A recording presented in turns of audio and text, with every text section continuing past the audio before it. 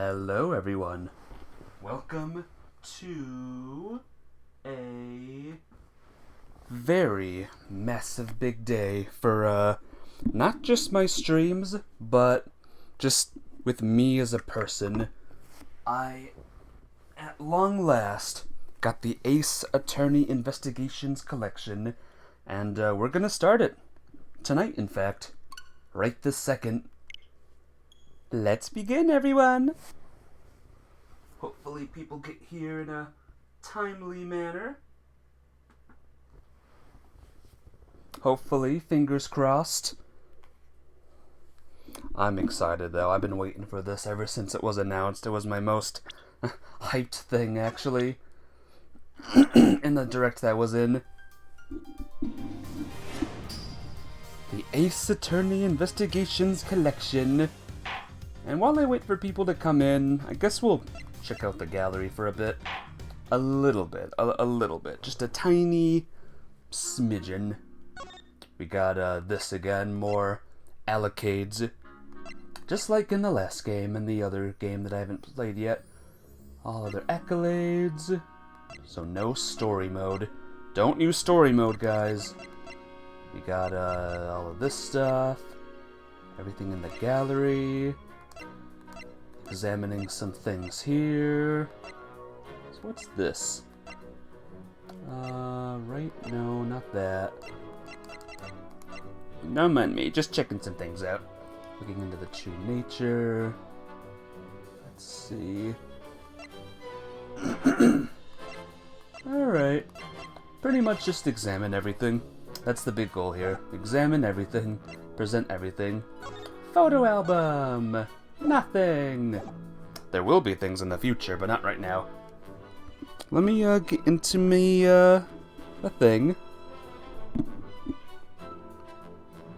Let me get into my chat room. Channel. Chat room. No one's here yet. Character compendium. No one yet. It's fine, don't worry. Documentation. This is spoilers, we're not gonna check that. This is just the music. And that's the extra features. We'll come back to it later on and we'll check it out. Alright, title selection. We'll be playing this game obviously first, and then this game. And little fun fact, I've never played this game before. Never seen it, never played it, cause I couldn't it, cause it was never released in the US's, and now it is. I can actually play it, and I would play it now, but I want to play through this first, obviously. So yep, let's do it. New game, people aren't here, so I guess they'll be missing the first bit. Oh well. HD, pixel art. I'm gonna play with the HD, cause why not, you know? Man, it's so weird seeing Miles Edgeworth like that. That's what I'm used to. But, let's do it! Episode 1, Turnabout Visitor. Hopefully people can hear it. I'm sure they'll let me know when I come in.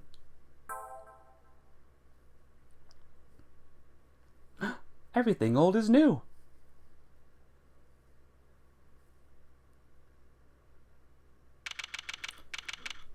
March 14th. Very, very early in the morning, or late at night. To make sure the defendant is found guilty, what other choice do I have? That's the job of a prosecutor, after all. That may be true, but why? Why go this far? Sorry, maybe I wasn't clear enough, but a guilty verdict is all that matters to me. No matter what the cost. Uh-oh.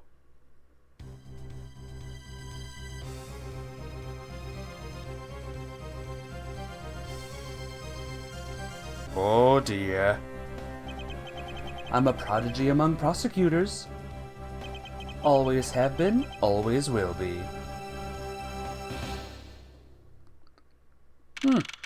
Looks like a cool guy. Prosecutor's building, 12th floor hallway. It's hard to believe that I've been away from my office for a whole month. I hope Detective Gumshoe has been keeping an eye on my office and keeping it clean.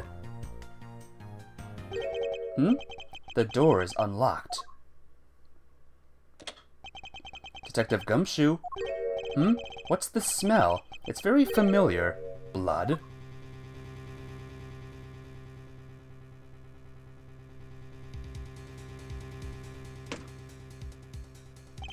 What the? Oh dear. What's the meaning of this? Huh? Freeze.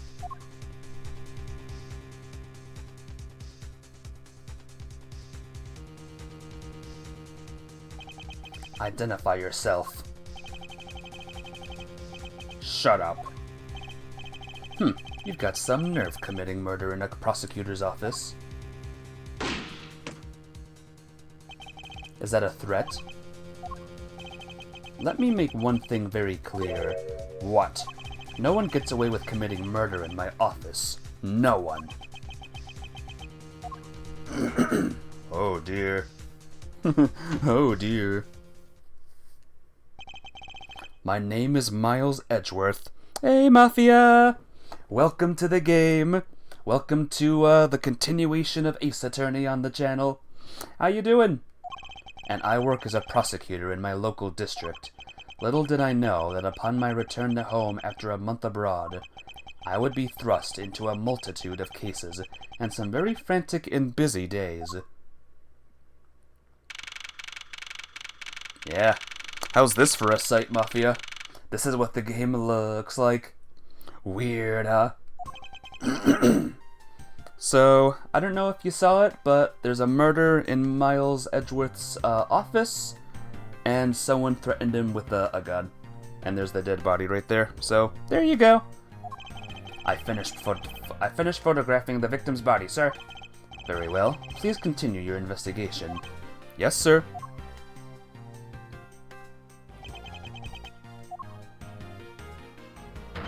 Ah! Mr. Edgeworth, sir, are you okay, sir? Keep it down, detective. This is a crime scene. Hey, look who it is. Remember him? When I heard that a murder had taken place in your office, I ran up here straight away. This is Dick Gumshoe. He is a detective with the local precinct, and the one they assigned to handle this murder case for the time being. It's Gumshoe! Yep. You're looking a little pale, sir. Are you hurt? No, I'm perfectly fine. However... Heck, look what they did to your office! It's totally trashed! I'll say, the culprit sullied my floor with dirt rather well. No one gets away with tracking mud into my office. Whoa, sounds like you're getting real burned up over this whole thing. This crime was committed in my office, so it is my responsibility to solve it. Ho ho, that's just like you, Mr. Edgeworth. Okay, time to do some investigating. Agreed. Our first course of action is to gather relevant facts and leads. How's the volume, by the way, Mafia? Is the volume too low? Let me know, alright? Aw, it's at max.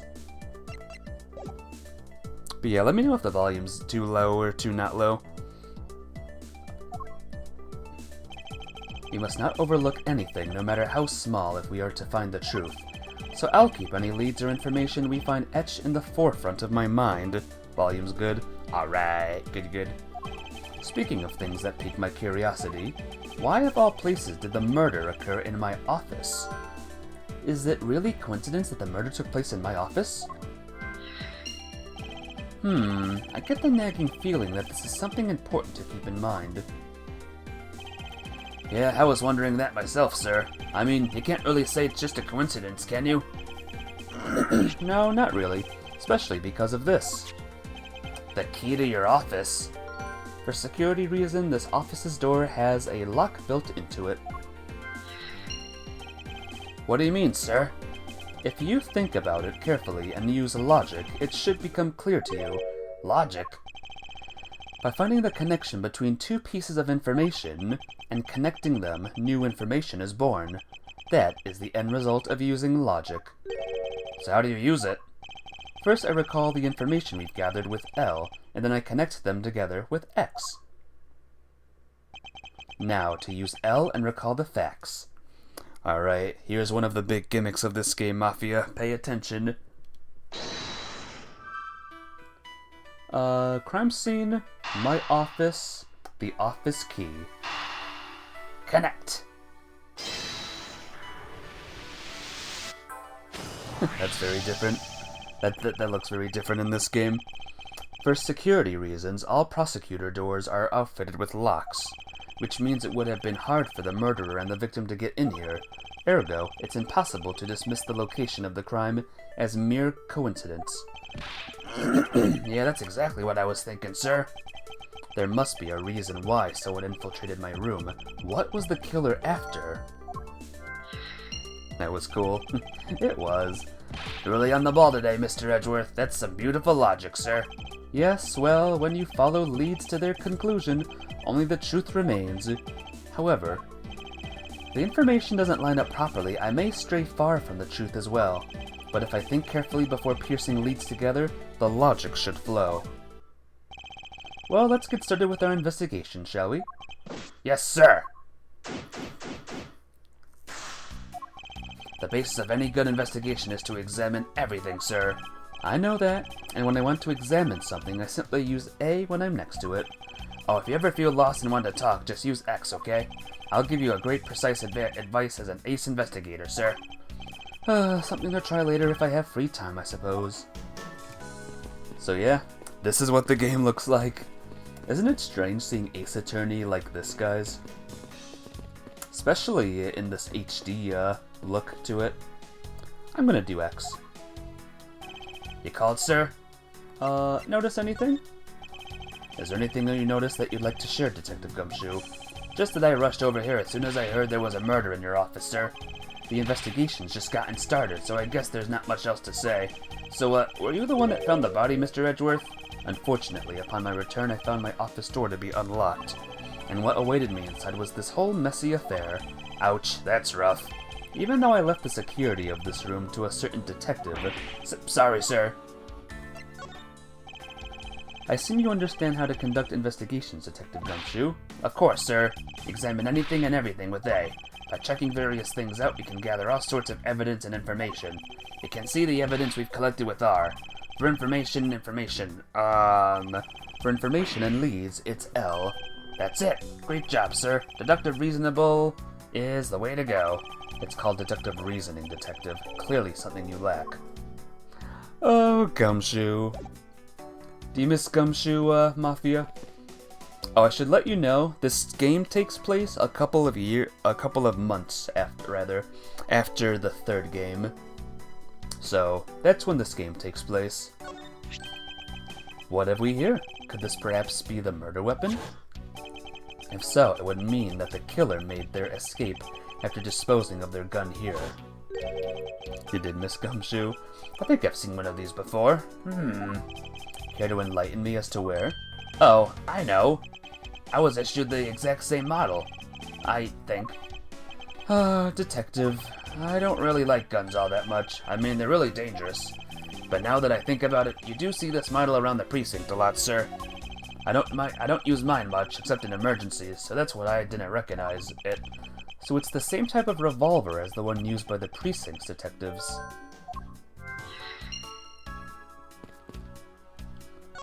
Do you have anything to report? Sir, yes, sir. Nothing out of the ordinary right now, sir. And yet, there's something out of ordinary right in front of my eyes. Talk about a contradiction. Something out of the ordinary, huh? I should look around a bit more. Hope we can solve this case quickly. I'd like to return to relaxing on this sofa. That thing looks a billion times softer than my mattress at home. Can I sit on it too, just for a little while, sir? Detective Gumshoe, you know I can't allow that. Until this case is solved, neither of us has time to spare, let alone rest. You're right, sir. I'm gonna work hard and be a real trooper to the end. Even once this case is over, I don't think he can afford to take any time off. Poor Gumshoe. He's still, just poor. Ouch, they even knocked over your chess set. I had it all set up ready for when you got back. I figured we could play a few games. I had no idea you were interested in chess. I am actually pretty good at checkers, so I thought I'd give chess a try. In that case, I suppose I can set some time after we solve this case, though I don't expect the games to tax my mental acuity much. Alright, what do we got? We got this. They finished photographing the body, so it should be alright to examine the area. I won't rest until I've inspected every suspicious-looking nook and cranny. So yep, here's our dead guy, guys. Rest in peace. Let's see here. There's blood all over his lower abdominal area. Looks like the bullet passed clean through his stomach area, sir. In other words, he was shot. Yep, and until the autopsy's done, I don't think we'll know much more than that. Please have the body sent to the morgue once they're done processing the crime scene. Are you going to be okay with keeping track of the evidence we find, sir? Of course. This is the safest way I know to keep track of it all. Alright, if you say so. I keep all the evidence I find either in or with my organizer. When I want to re-examine a piece, I have but to press R to open my organizer. But the organizer isn't only for evidence. I keep people's profiles on hand in it too. See? Kind of like Ace Attorney. Mystery man. It's probably a good idea to make a habit of checking the facts often. Alright, poor guy. What do we have here? Hey, I think I've seen one of these before. It's a police badge, detective. Oh, hey, I have the exact same thing, actually. What a coinkadink. Let's take a look inside. Mr. Buddy Faith. It would appear that our victim was a detective just like you. I seem to have gathered a few pieces of permanent information. How to calmly use some logic and figure out if any of them are connected to each other. Now wait a minute. There's some more. Their files are all over the floor, sir. They probably fell during the struggle between the victim and his killer. Oh, I tried so hard to keep the place spotless while you were away. I mean, this has just rendered all of my time and effort I put in it pointless. I don't recall ever asking you to clean my room. Well, I watered the flowers every day just like you requested, sir. I just added cleaning to the list as a weekend special. For about half a day every Saturday, I'd come in and clean this place until it sparkled. Does he have a life? Poor Gumshoe. Gotta love him, right? I don't believe it. I packed those files on the shelf so tight. That's not even an earthquake could make them fall over, but just look at them. At this rate, the rest of the files won't be able to withstand an earthquake at all. A problem, to be sure. Well, once the investigation is over, we put them back up on the shelf. So I guess we'll use a logic. I saved the game for the first time, Mafia! Woo! Alright. Logic time. The victim was a detective. We have a revolver. Files are a mess. Body Faith was a detective. Maybe these two?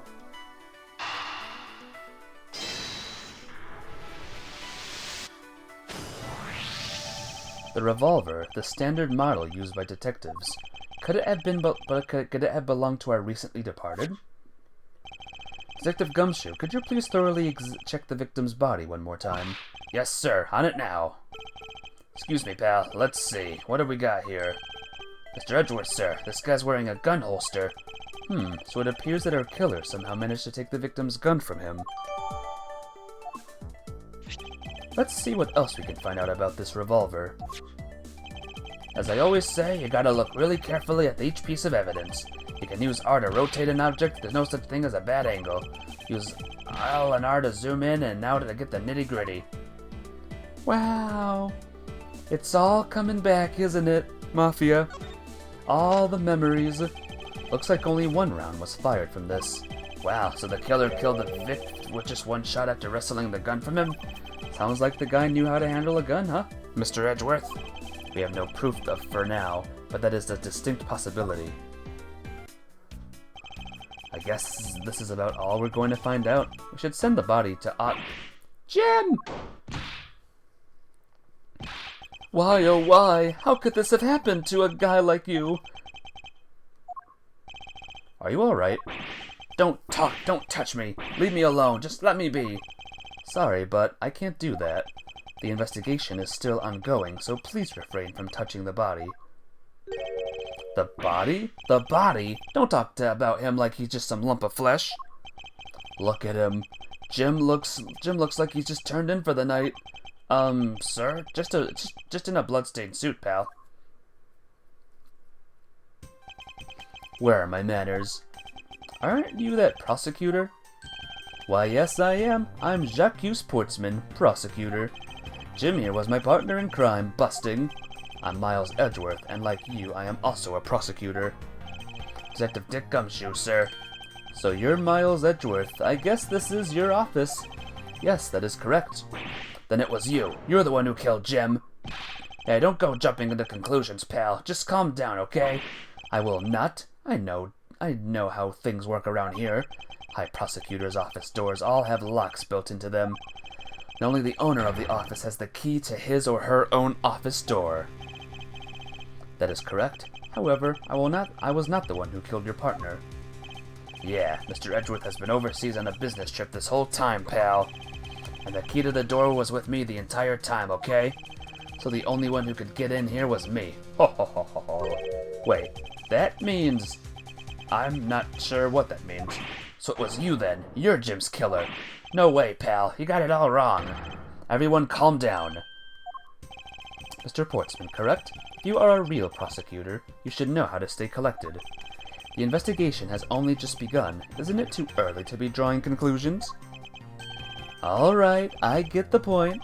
You're right, my mistake. I tend to get a little too hot-headed sometimes. You sure are one cool customer though, Mr. Edgeworth. I've heard all the rumors about you. You're the great genius prosecutor. You're something of a legend, you know. Anyway, let's call it shoes and work together, okay? Now how about a handshake to seal the deal? A pleasure to work with you. You guys were conducting your investigation, right? Sorry for barging in like that. Carry on then. It's your room after all. Thank you, I intend to. I just want a little more time to say goodbye to Jim. You there. Sir.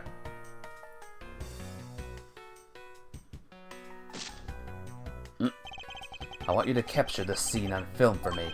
My final farewell to my partner, Jim.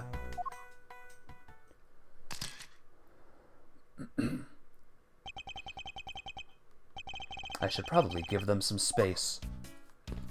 I see some familiar things, by the way. Do you? Oh, it's your trophy. The, Knight of Prosecutors, right? King of Prosecutors. And it's not a trophy, it's a shield. They only send this to the winning prosecutor, right? Yes, but I have no real interest in the perceived worth of other people. As for my own worth, that is something only I can determine for myself. That's so slick, sir. I'm gonna have to try saying that sometime. Unfortunately for him, his monetary worth is tied directly to his worth to me. Well, it's a good thing my Steel Samurai doll was spared any harm. The Steel Samurai Mafia! It's back again. Speaking of which, I still haven't actually sat down and watched any of that show. What's it about again? Well, I don't know much about it myself, but the hero of the Steel Samurai, warrior of Neo-Old Tokyo, is the Steel Samurai, and his goal is to defeat the evil magistrate. It's a show geared towards kids. However, its high production value and riveting plot draws a number of adults as well. Spin-offs like Pink Princess Warrior of Little Old Tokyo and the Nickel Samurai, along with the deluge of merchandise and even a new stage show, gives its presence.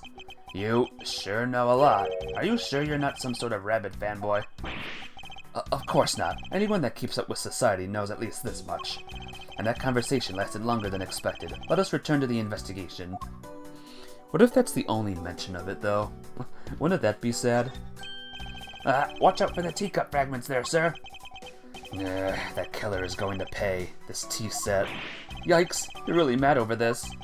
This tea set is very dear to my heart and can only be bought in England. It costs more than your whole month's paycheck. What? What? Now I feel like the killer wasted 1 month of my monthly paychecks. Can we examine the flowers? Is this yet another batch of fresh flowers? The ones that come with a card attached every month like clockwork for you? Yep. Speaking of that, let's see what's on the card this month, sir. All will be resolved. Wendy. Oh, Miss Irony, how painful are thy thorns.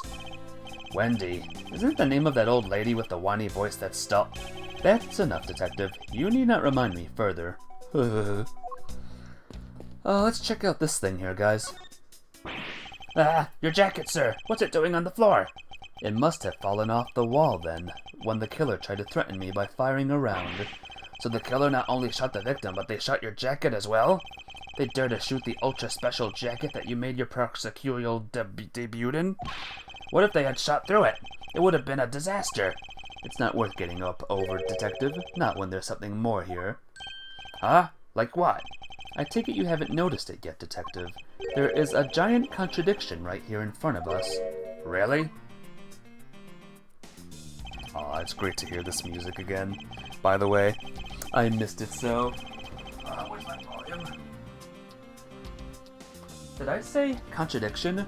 He must be rubbing off on me. I'm starting to sound like him. But I have my own methods, and I will conduct this investigation my way. When the scene before me contradicts a piece of evidence or seems off, that's when my detective skills come into play. First I have to find the spot that holds the contradiction. What holds the contradiction, guys? What holds it? How about... This is it. This bullet hole is where the contradiction lies. When I spot something that's off, I should point my cursor at it and press X with conviction. Are you ready for a new, Edgeworth shout, guys? Here it is! Oh, not yet. And when I found sufficient proof to prove the contradiction, I present it. This is how I do things. I'm pretty sure it's this. There's a bullet hole in the picture, but only one shot was fired, and this guy's dead. And so... This bullet hole is the contradiction. What do you mean, sir? It's elementary. 2 shots were fired in this room. The first felled the victim, and the second felled this frame. Hey, that's right. However, this gun was only fired once. Hey, that's true too, which means that one of these 2 bullets was fired from a different gun. Did the killer have another gun prepared for tonight? By the way, I noticed something, sir. Yes. What's that thing sticking out from behind the frame? Ah, it's a secret safe. A secret safe? Oh, I smell money. I'll spare us the trouble and just say it. Nothing like what you're imagining is inside. Now, if you could kindly move this frame out of the way. Roger that.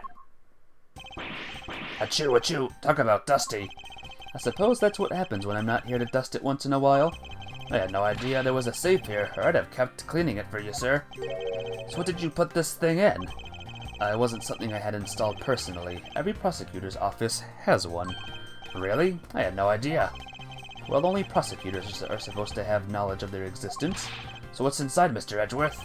Right now, nothing. We only use them to store especially important evidence when a trial is in session. That's it? Talk about us squashing my hopes and dreams. I won't rest until I've inspected every suspicious nook and cranny. This looks suspicious. Now this is odd. You found something, sir? This keypad, don't you find it to be a bit too clean? Yeah, there's a thick layer of dust all around it, but not on the keypad itself. You there, the forensic scientist. Yes, sir. Could you please dust this area for fingerprints? You got it, sir. I couldn't find it, let alone lift a single print. Looks like it was wiped down well.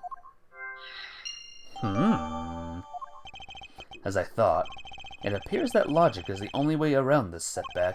Time to rationally and calmly connect the dots with the information we have. Let's save the game again, guys. Alright. Time for logic once again. Wiped fingerprints, another handgun, signs of a struggle, the killer's goal. Maybe these 2. If it's wrong, then I'll just reload the save.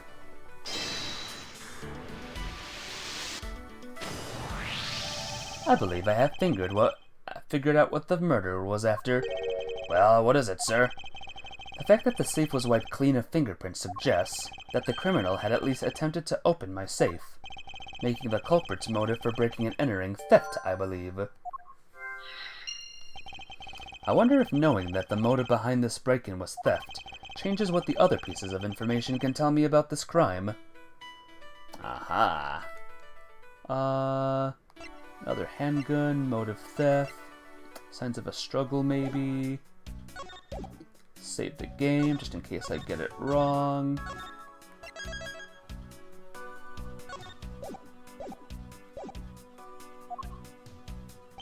Whoops. L. Motive theft. Signs of a struggle? Another handgun? Maybe these two. Another handgun and maybe someone else had a gun. Maybe, guys? If it's wrong, then fudge. Aha. Not exactly a shining example of the perfect line of logic. See? And that's what happens when you fail a thing. You die.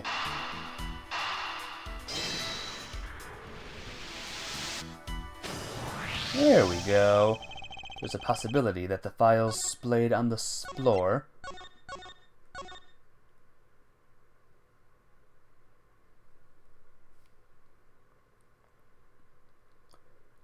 Oh, it's taking a long time to load.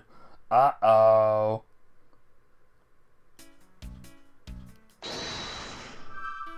Okay. Boom, boom. Right. Actually, forgot what I chose. But it's okay! There's a possibility that the files splayed on the floor are not the result of a struggle between the victim and his killer. Oh, you mean like it could be from when the killer tried to find something, sir? Precisely. Need to figure out if any of the files have been stolen. Yes, sir. I'm gonna shelve files like you've never seen before, even at a library. Sure. Let's give that a try. Why do all the good ones always die young? Surely you must ponder that every once in a while, Mr. Edgeworth. No matter how much we lament, the dead will not come back to life. All we can do is search for the truth. And, so what are we supposed to do? How do we go about finding the truth? First we calmly restore the files to their rightful place. You got it. Here, let me help. So this file goes here, and that book goes there. Sure know a lot about where things go despite it being Mr. Edgeworth's office. Because I'm the one who keeps it tidy, pal, okay? Done. Ooh. It would appear that the murder was definitely committed here. The bloodstains on the bookshelf are still fresh. I suspect that the victim was killed in a standing position, hence the prints on the shelf. Then the guy fell to the floor, right? The blood on the floor is kinda grossing me out. Detective, I don't have the time to deal with your weak stomach right now. Nah, but you know I'm no good with blood, sir. I'm certain there's something wrong with this picture. What could it be? What's wrong with this picture, guys? The victim's handprints. He must have tried to support himself with his blood, with his hands here after being shot. There are prints on the floor, too. Those must have been made when, unable to stay standing, he dropped to the floor. Poor guy. I put them all back just as they should be, sir. Doesn't it look like anything's missing?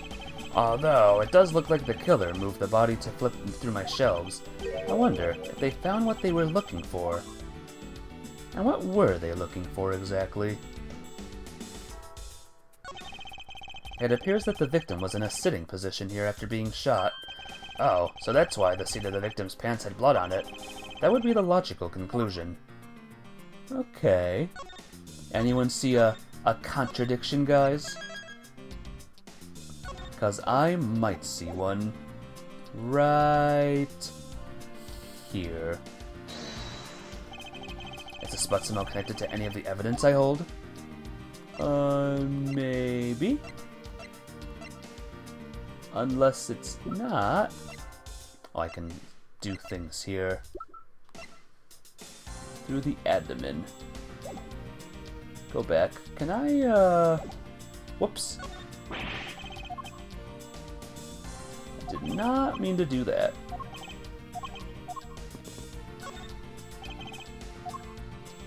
Can I see more? I guess I can see more. The killer moved the body because it was leaning against the bookshelf.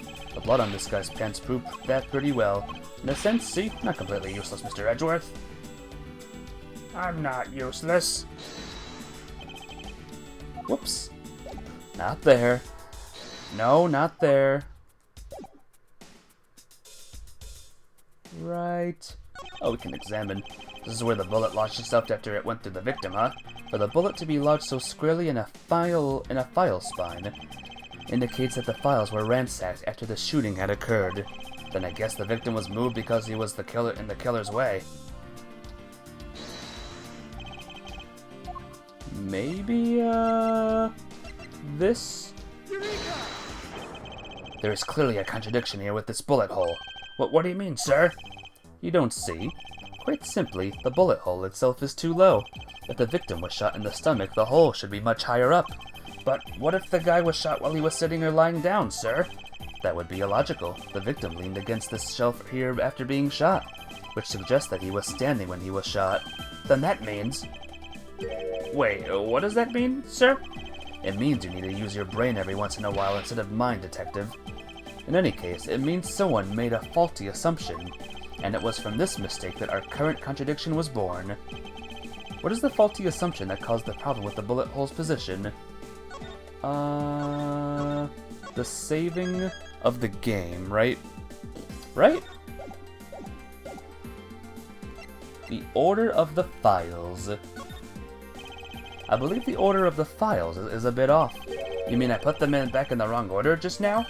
Hey, I actually think the labels on the first files are wrong, sir. Oh? Yeah, you see here how the files that were shot begin with the number 0? What are those doing all the way down there after I went to 1, 2, and 3? That's really weird.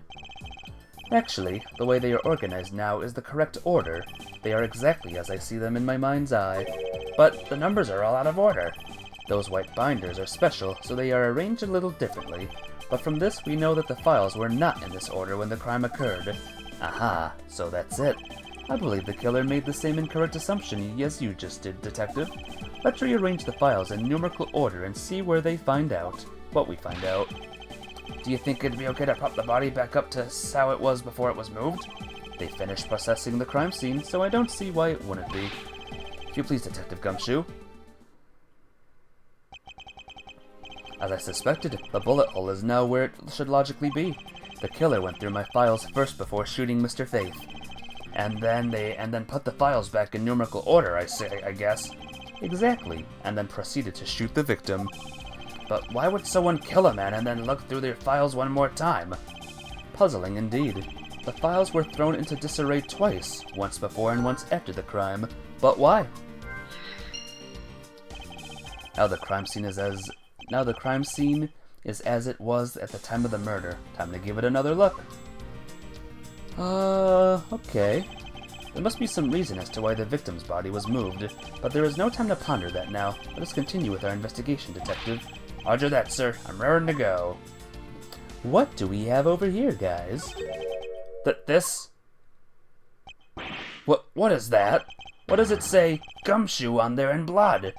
I'd say that's some incredibly incriminating evidence. Yes, indicative of the criminal activity indeed. No, wait, there's gotta be some mistake. Mr. Edgeworth, sir, help me. Say something, sir. It appears that one of my files was stolen. Is that all, sir? What about me and my situation? Is this what the killer was really after? Uh-oh.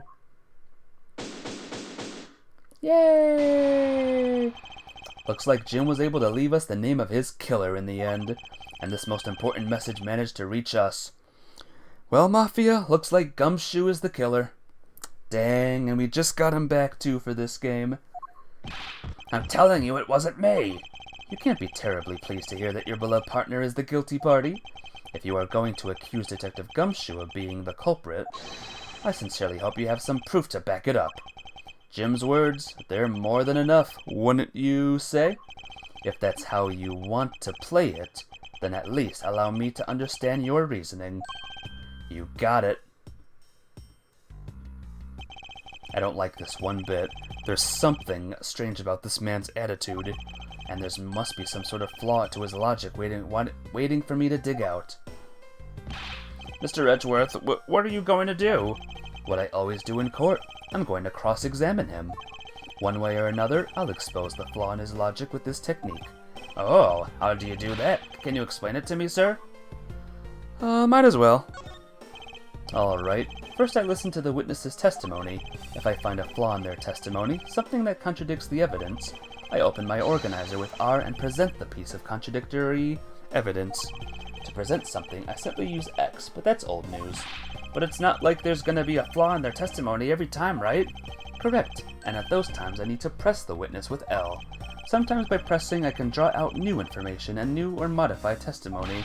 Think I get it, sir. I'll be sure to try this technique out during the investigations too. Very well, I'll even show you how it's done. Now watch carefully. Well, here's the court part, Mafia. The quote-unquote court part of this game. Detective Gumshoe, you stole Jim's gun from him and shot him dead. Furthermore, you messed up the files and made it look like you had committed theft instead. That's when you moved Jim's body that was sitting in front of the bookshelf. But thanks to that, you didn't notice the bloody letters his body was hiding. And it will be by his final words that you will be brought to justice. You intend to argue with that the victim's dying message points to his killer? I can hear Jim's voice, and he's calling for his killer's arrest. Are you sure you're not mishearing his words, Mr. Portsman? There is no way Detective Gumshoe is the culprit here. I will find the flaw in this man's logic, and expose it with credible evidence. So what do you think of this, Mafia? If you're still here. Detective Gumshoe, you stole Jim's gun from him and shot him dead. Hold it! You know, there's something I've been meaning to ask. What is it? Why do you call the victim Jim, when clearly his name is Buddy Faith? Isn't it obvious? Jim is the perfect name for my companion. Jacques and Jim, don't those two names go together like peanut butter and jelly? It's cool. But Jim isn't even close to the guy's real name. Well, Jacques and Buddy just sounds off somehow. Besides, he was the third of a bunch of guys I decided to nickname Jim. Talks about the victim like he was his pet. Further, you messed up the files to make it look like you had committed theft instead. Hold it! Do you really think it was necessary to dishevel my shelves twice to do that? That's true. Okay, then maybe his real intent was theft. Hey, are you accusing me of stealing something from Mr. Edgeworth? It's a possibility. Maybe your salary's been cut so much that life is getting a little too rough to handle. I'll have you know that I eat 3 square meals a day, every day, pal. Of Cape, so all 3 of them happen to be instant noodles, but... Poor thing. What an evil prosecutor you were paired up with, and what a motive, no? This guy is kinda sus. Oh, this Portsman guy. Are you saying, is he the one that did the thingy? We'll see. That was when you moved Jim's body that was sitting in front of the bookshelf. Hold it! And why would Detective Gumshoe do such a thing? Because the body was getting in his way. He had to mess up your bookshelf somehow, right? Anyway. But thanks to that, you didn't notice the bloody letters his body was hiding. Hold it! Why do you think that the killer didn't notice the bloody letters? The body was covering it quite well, wouldn't you say? That's how he missed it. But judging by what I've seen, it doesn't take much for your detective to miss something. What do you think you are? You know nothing about me, pal. There's a lot a person can understand about another from first-person impressions alone. I can't say I disagree with him on that point. Why don't you say something, sir? Gasp, not you too, Mr. Edgeworth. Despite his lack of attention to detail, I don't believe the detective to be the culprit. Nobody could have overlooked the bloody letters, and I can prove it with evidence. I couldn't ask for a better setup for the game-finishing spike. The game-finishing spike, huh? This guy looks like a sports guy.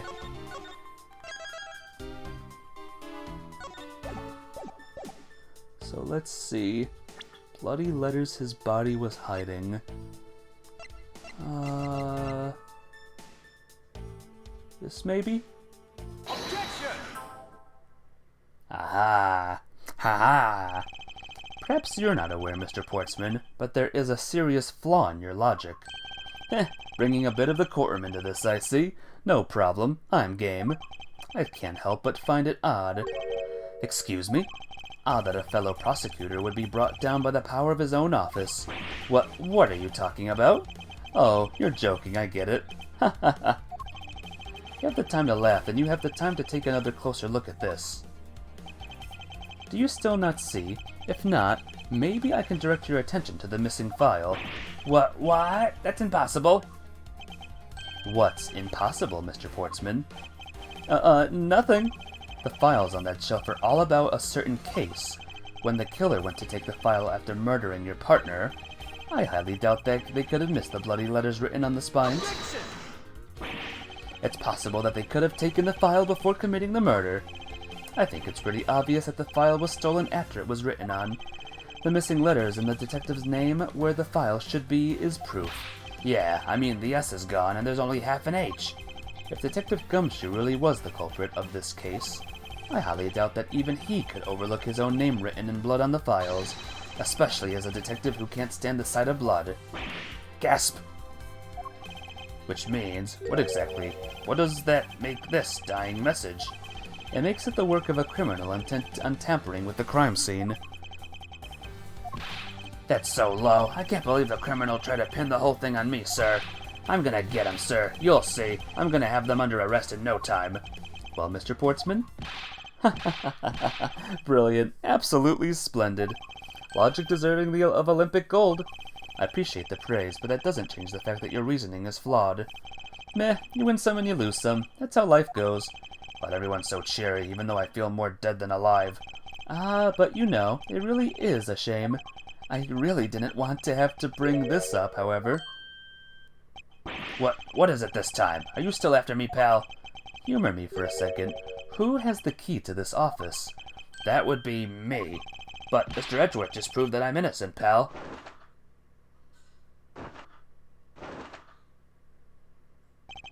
That's absolutely right, and I acknowledge your innocence. Then why do I sense that you still have something to say? What is this guy doing? Well, I was thinking, did you know that there is one other person with the key to this office? One other person? Hey, you there. Yes, sir. What is it, sir? Would you kindly fetch and escort that lovely young lady here for me? A lady? The girl is a member of this building's security. Think of her as a material witness. Security? Did you say security? No, stop it, pal. Don't! What's wrong with him all of a sudden? Oh. I believe she needs no introduction.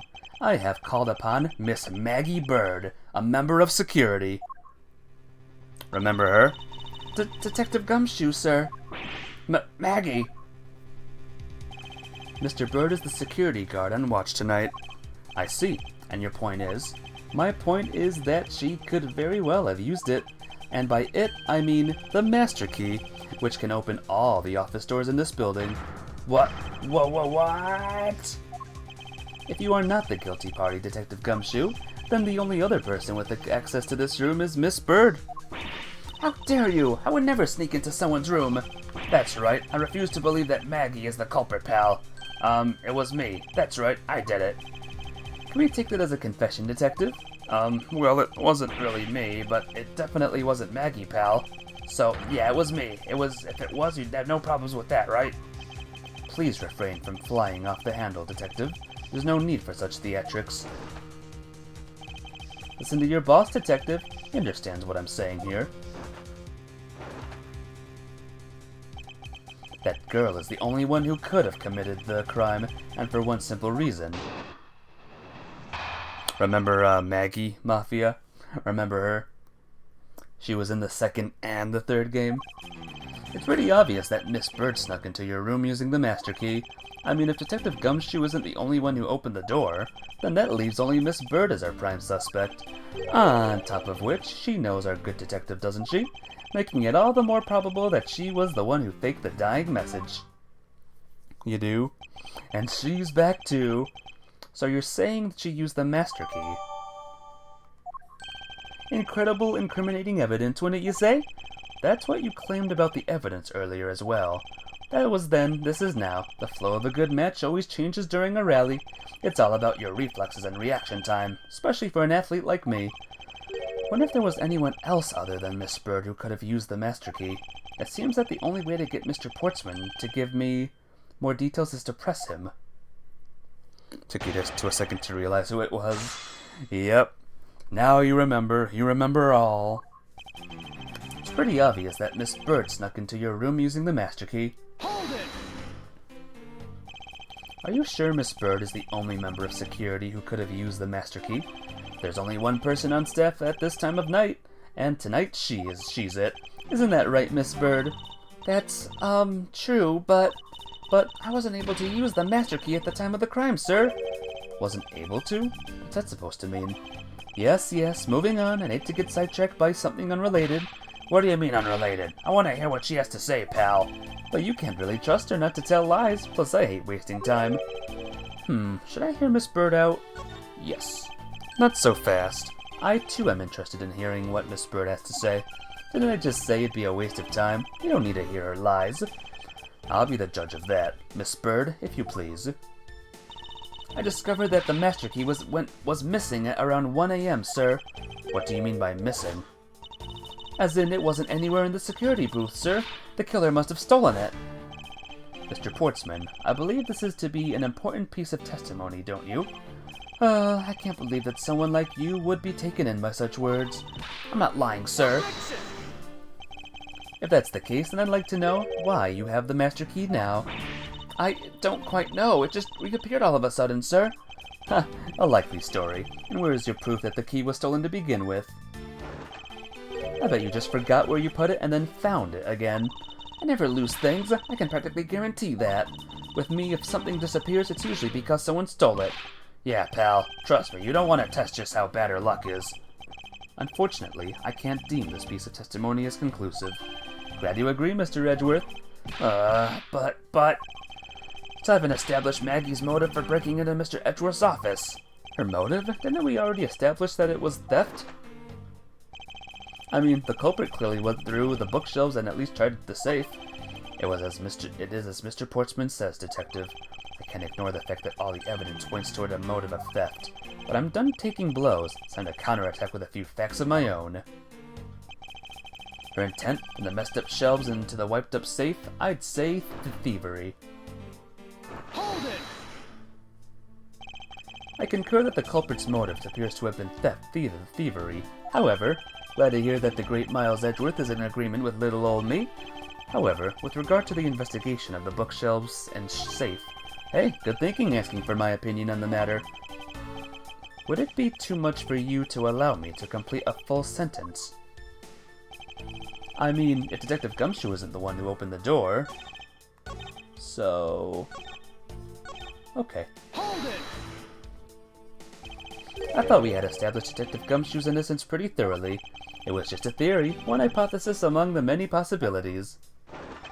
I mean, I had my doubts about Miss Bird from the very beginning. If that's the case, then why didn't you mention her first? Now, don't make that face, see? There goes the truth running the other way. Let's pick up the pace and see if we can't catch up to it. I don't think you're catching my drift. But if we are in agreement, then the detective isn't the killer, right? If so, then I hope you'll understand what I say when I say that since she's the only one who could have opened your office door, then that leaves only Miss Bird as our prime suspect. Hold it! Don't you think it's a bit early to be jumping to conclusions? You're saying there's another way to open the door other than with the master key? Oh, I get it. Perhaps you had the spare made for someone else.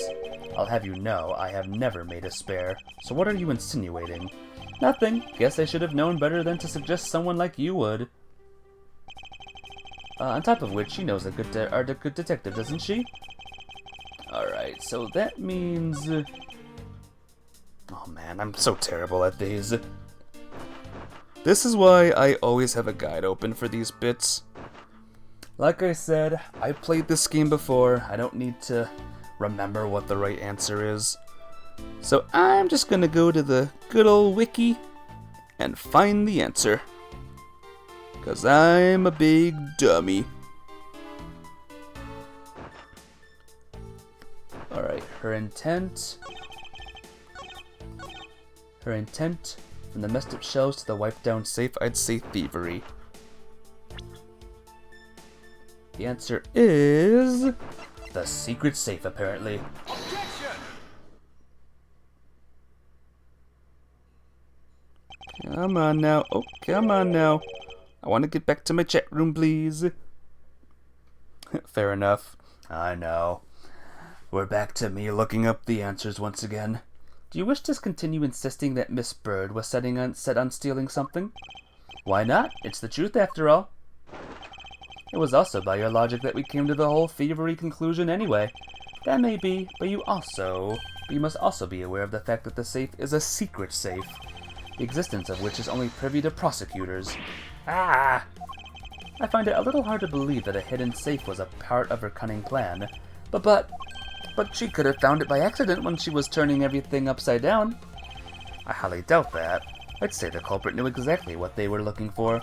After all, only the bookshelves and the safe were targeted. Nah. Yeah, even I didn't know about that safe, pal. And that means there's no way Maggie could have known about it either. But then, are you proposing that the killer is a prosecutor? Interesting conclusion. It definitely is looking more and more probable. What's wrong, prosecutor? Do you have a different suspect in mind now? Curses. Why? What made you... What's with the anger face all of a sudden? It's all my fault. What do you mean? It's Jim. He knew about the existence of the secret safes. What did you just say? We were partners, like inseparable conjoined twins. That's why I told him. I filled him in on the secret safes. Then that means... Yeah, I know. I had only just told him too. Obviously, it was wrong of me to tell him. I still can't quite believe it, but the thief who broke into your room was probably Jim. Now he's claiming that the victim was a thief. And you were simply trying to stop him, weren't you, Miss Maggie Bird? Excuse me? I mean, you are a security guard, right? That's your job. But killing is going a bit too far even in your risky profession. What the? You're still accusing Maggie of the murder? Yes and no. I mean, she had stumbled upon Jim, who had probably drawn his gun. I get it. It was self-defense, wasn't it? No, I couldn't. I could never do something like that. Not even as a security guard, sir. Plus, even if he was the thief, he wouldn't have the key to this office. Which is precisely why he had to steal it, wouldn't you say? It was Jim who stole the master key. Ah! Pretty impossible for a supposedly stolen key to be here with us. Unless... this dude really is sus. Yeah, I think so. Well, unless you retrieved it from Jim after you killed him. Mr. Portsman, are you honestly accusing your own partner of being a thief? I don't want to admit it, but it's the only way for everything else to make sense. Has he no honor? Now then, I think we're done here. The investigation waits for no man. Would you peoples be so kind as to see yourselves out? You can't kick us out. This is Mr. Edgeworth's office. But I'm the one who's been assigned to this case. You are all suspects to varying degrees, and therefore ineligible to run the show. Listen, pal, how many times do I have to say this? Maggie can't be the culprit. Detective Gumshoe, calm yourself. But sir... We have no choice but to accommodate his request. For now. Haha, thank you, Mr. Edgeworth. At least one of you understands. Now then, if you could remove yourself from my crime scene, I'd be most grateful. Mark my words, Mr. Portsman, we will meet again. If that is a formal request from a legendary prosecutor himself, then I suppose so. Now don't disappoint me, you hear? What an interesting and cool guy, huh?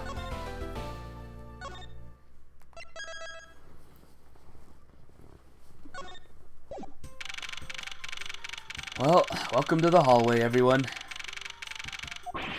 What is it with that prosecutor? I can't believe how rude he was. He was unbelievable. Please maintain your professionalism, detective.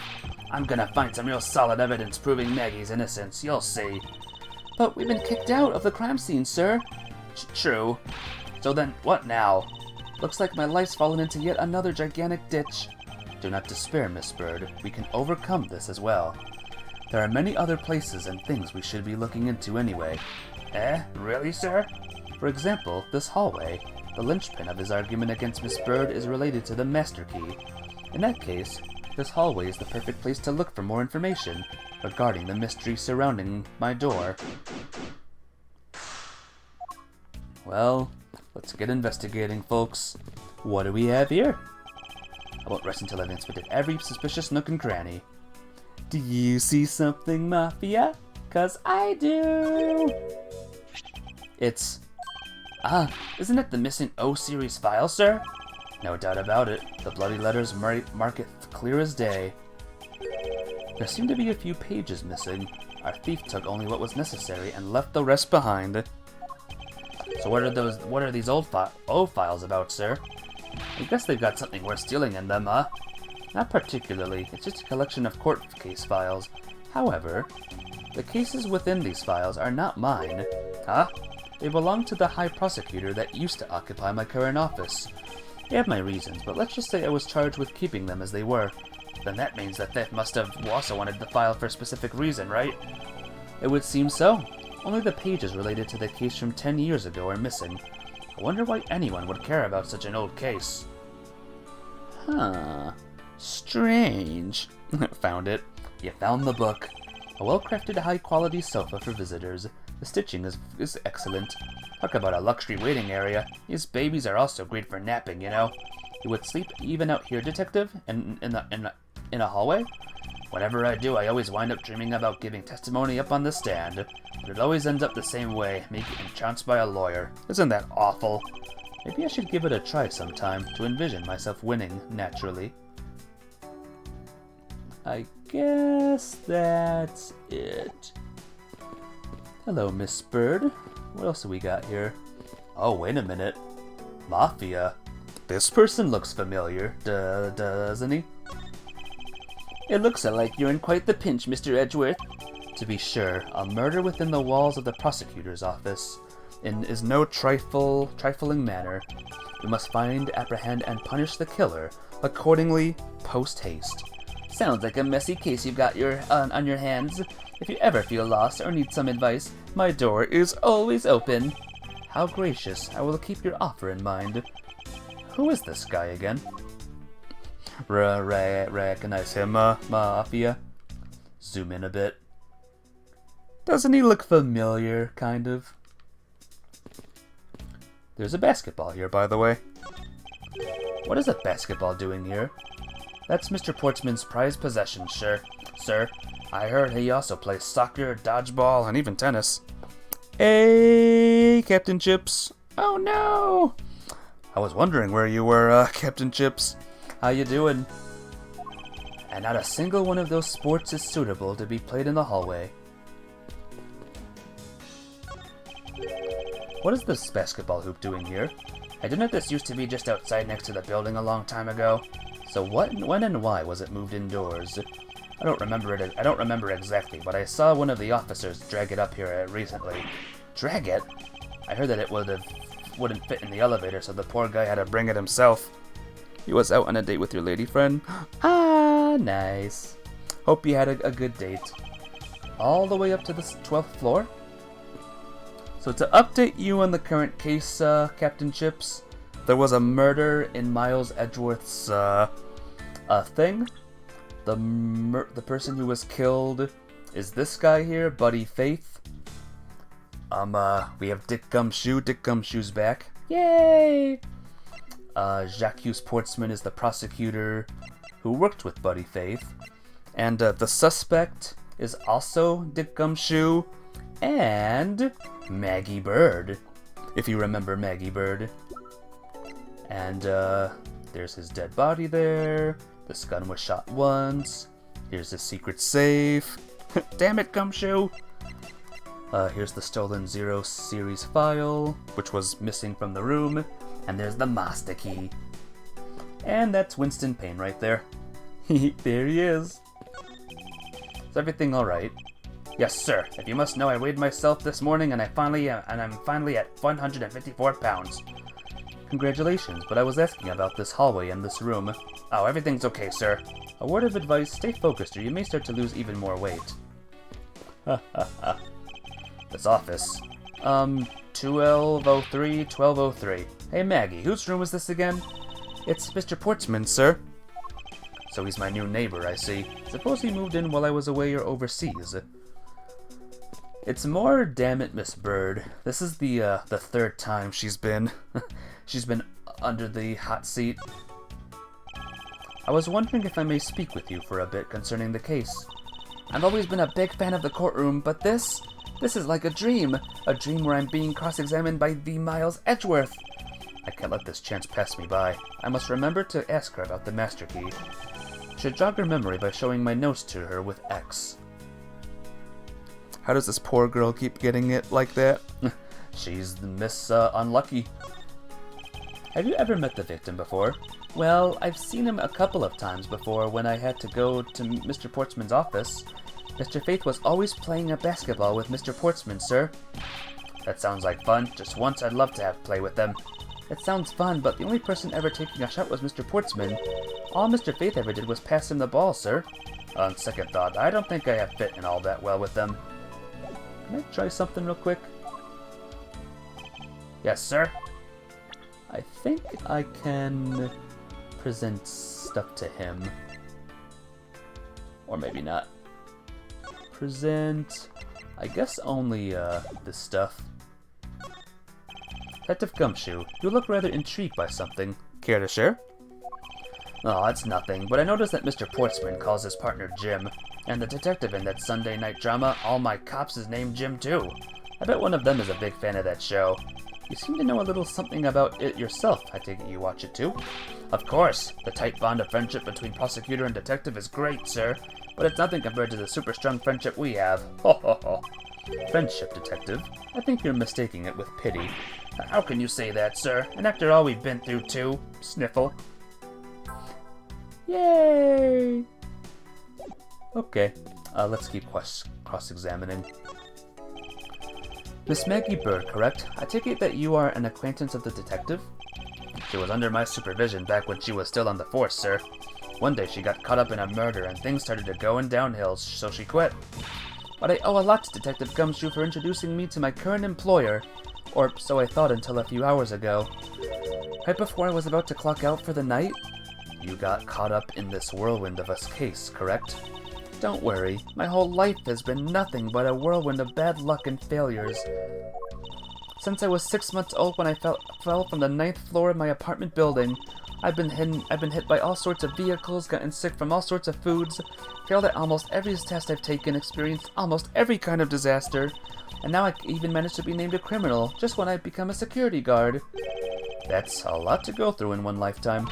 I know, and just when I thought I'd finally found my happiness, I wind up getting you and Detective Gumshoes involved in my bad luck. You don't need to worry about me, Miss Bird, nor do you need to worry about yourself. I will solve this case and prove your innocence. All I ask in return is for your cooperation. Yes, sir, Mr. Edgeworth, you can count on me. I'll do all I can to help. Yo, this key. So when did you discover that the master key was missing? By the time I realized it, I think it was around 1 a.m., sir. And I noticed it was back around 2:30 a.m. It was just sitting there on the ledge when the security room's reception window is. But I'm sure that between those 2 times it was not just gone, but stolen, sir. The key went missing from 1 a.m. until 2:30 a.m. Why is it such an important key stored in such an insecure place? It's not like that, sir. We always keep the key further inside the room away from the window. Always, you say? Except for this time, correct? Well, I admit that was a bit careless, but I had my reasons. I left it out because I was sorta using it at the time. It was after I had used it that I had left it sitting out on the ledge. She used the master key? Why? Is she the murder? What did you mean by you used the master key? Oh, I had to use it to open the door for this prosecutor who had forgotten his key. I mean, it's my job as a security guard, right? Ah! What is it? That's right, I just remembered. The prosecutor who forgot his key. It was Mr. Portsman, sir. What? Please tell me more, Miss Bird, quickly. Oh. It was around 12 a.m. Mr. Portsman had forgotten his office key, so he came down to security, sir. And that's when you loaned the master key to him? No way! It's against regulations to loan the master key out to anyone. I walked with Mr. Portsman to his office and opened the door for him personally, sir. I see. And then what happened after that? Or what happened after that? Well, he called for me to come close up his office, and as he was leaving to go home. That was around 1:30 a.m., I think. So in summary, for the sake of one forgetful prosecutor, you used the master key twice tonight. Ho ho! Talk about suspicious. I doubt you can say that you've never left your keys at home, Detective. I think this calls for a thorough examination of Mr. Portsman's door. Alright, here we go. Won't rest until I've inspected every suspicious nook and cranny. Alright, I can't look downwards. The door is locked tight. I bet the old credit card trick won't work here, huh, Mr. Edgeworth? This is the office of a high prosecutor, Detective. These doors would be pretty ineffective if the average cat burglar could get through them. Aha, so I guess only a great cat burglar could get in. That must be who our culprit is. Might I advise you to return that conclusion to whatever pawn shop you bought it from? Ho ho ho. Room 1203. I take it that this is Mr. Portsman's office. Yeah, you can't mistake it because of that basketball hoop, sir. Oh, that reminds me. Mr. Portsman had actually wanted room 1202 really badly, but since you were already occupying it, Mr. Edgeworth, we put him next door, sir. So why was Mr. Portsman so particular about getting room 1202? I'm not sure, but I bet it's because of something like his birthday is December 2nd? Yep, that's gotta be it. I can't think of any other reason than why. I can think of at least 3, but why am I even wasting time thinking about this? It's Mr. Portsman's personal basketball hoop. I can't believe he put something like that in the hallway of a prosecutor's office. But you know, it's actually pretty useful, sir. I haven't gotten lost trying to get into your office since it's been here. How long have I had the same office, and yet you still managed to get lost? Oh dear. I guess the door. A minimalist yet classy door made of top quality wood. It's kind of majestic too. Fits in really well with the ambience of the prosecutor's offices. Even Mr. Portsman seems dignified just cause he works behind one of these. Nonsense. A man doesn't become more or less dignified because of where he works. Well, he still seems more dignified than Mr. Payne. Mr. Payne? Suppose custodial work can also be dignified. I think that's all I can examine for now. I can examine down. So, let's do a wee little save. And let's do some logic things. This is the gimmick of this game, by the way, Captain Chips. We have to find the right pieces here in Edgeworth's mind logic thing, and like and fit them together. Please work. Miss Bird, I'm afraid there's a flaw in your story. What? No way, pal. I mean, sir. You said that you locked up Mr. Portsman's office at around 1:30 a.m., correct? However, the master key had already been stolen at that time. Wow! Nothing gets by you, Mr. Edgeworth. You saw that contradiction like a pro. I had totally forgotten all about that, but thanks to you I remember it now. You're right. It was around that very time that I realized the master key was missing. And? Well, I'm a security guard, sir. I couldn't just admit to losing the master key, could I? So I pretended to lock up his room, sir. You pretended? Yeah, I used my house key and made it look like I was locking up, sir. So in actuality, you never did relock the door then. Well, I thought that maybe I could go lock it after I found the key. Come to think of it, I guess the door still hasn't been locked properly. Well. So with this information... Here's another thing, by the way, Captain Chips. I'm going to deduce... The spot's connected to any of the evidence I hold. Yep, right here. and get ready for his new battle cry. There's a contradiction between reality and the evidence. If what Miss Bird had said is true, then why is this door locked tight? Huh? You know, you're right. Miss Bird, are you sure you didn't relock this door? I am certain of it, sir. And I don't think Mr. Portsman noticed it himself that I hadn't. Which means, what, sir? It either means that he actually does have the key to his office, or that the door Miss Bird opened wasn't this one at all, but a completely different one. She opened a different door? But how can you prove that? There's an easy way to find out. All we need to do is... need to examine these. I better save in case I'm wrong. Prints on the doorknob. Maybe. The prints on the doorknob will tell us everything. Hey, you. Yeah, you, pal. Do us a favor and see what you can lift from these, okay? So, what did you find out? There's no need for such belligerent nostril flaring, Detective. Sir, I have found only Mr. Portsman's and Mr. Faith's prints on this doorknob. So only 2 people's prints were found on this, huh? That's pretty decisive. Huh? I'm lost, sir. Thinking logically, a certain other person's prints should be on this knob as well. Now then, whose prints should also be on this doorknob? Take that! Don't you find it odd that the prints of the person who unlocked this door are absent? You mean, yes, the door that Miss Bird opened could not have been this one, but a different one.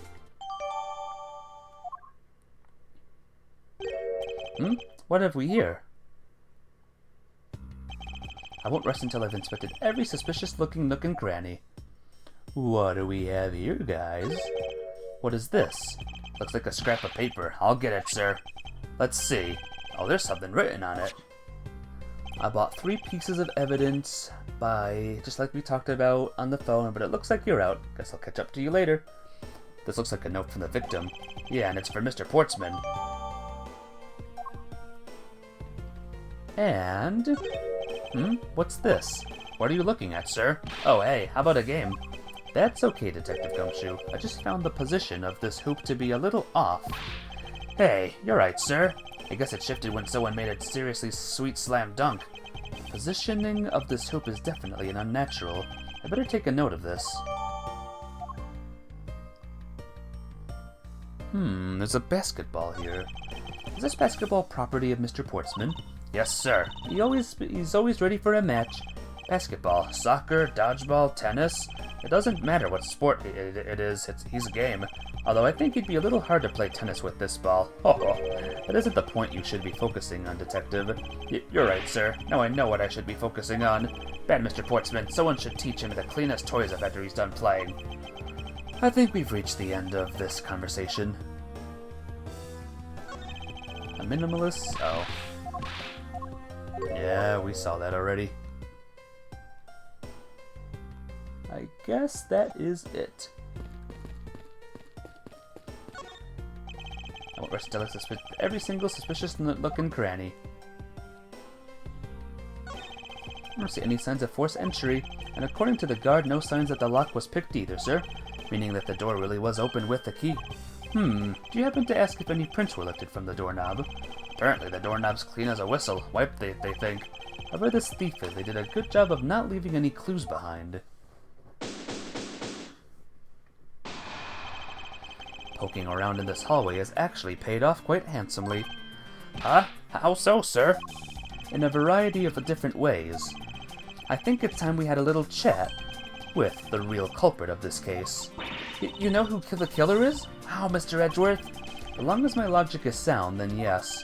The mastermind behind this murder is none other than Mr. Portsman. What? Mr. Portsman? I knew it. That's exactly what my logic senses were telling me too. I suspected that it was him from the instant he accused Maggie of being the killer, sir. That is anything but logical. Ladies and gentlemen, prepare yourselves. Come what may, it's time to knock on truth's door. Here we go. Mr. Portsman, I finished processing the bloody letter, sir. Alright, let me take a gander at it. Pass it here.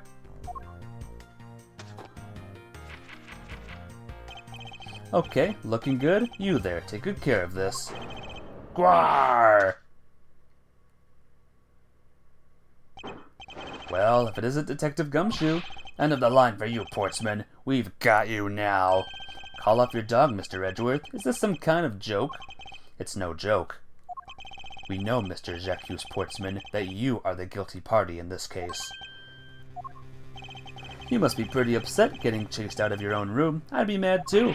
So I guess you can say, if you promise to stay out of our way, you intend to hide your crime under the guise of a prosecutor doing his job. I guess I see right through the unsightly paper-thin mask you wear up your cowl.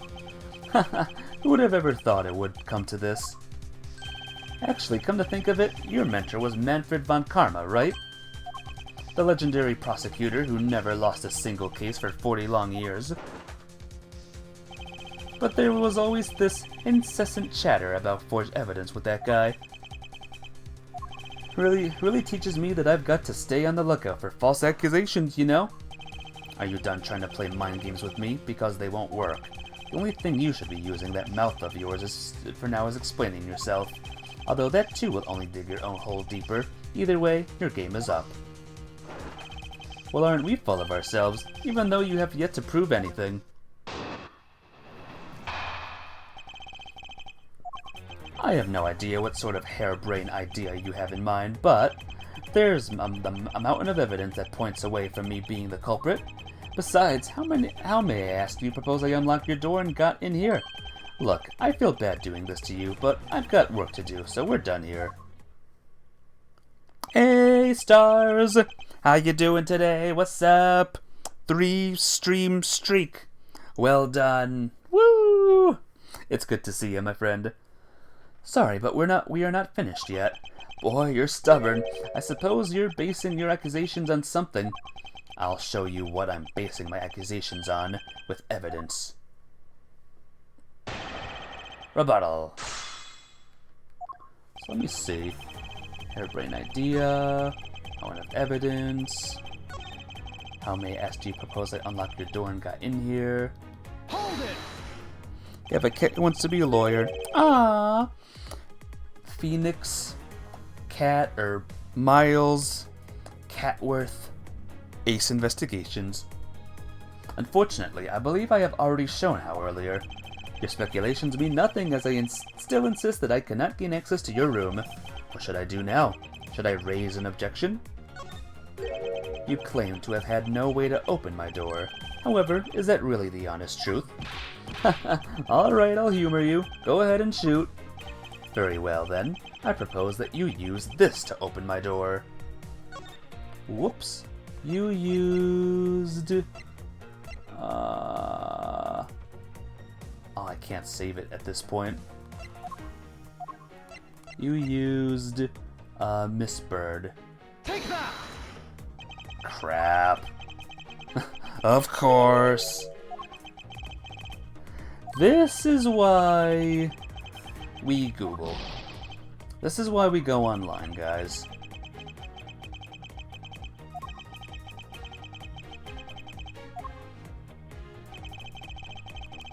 Yeah, we're done here. No, we're not. Okay, save the game.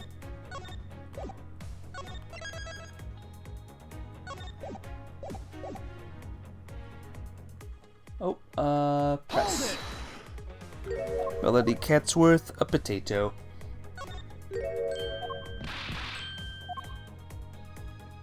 You use this.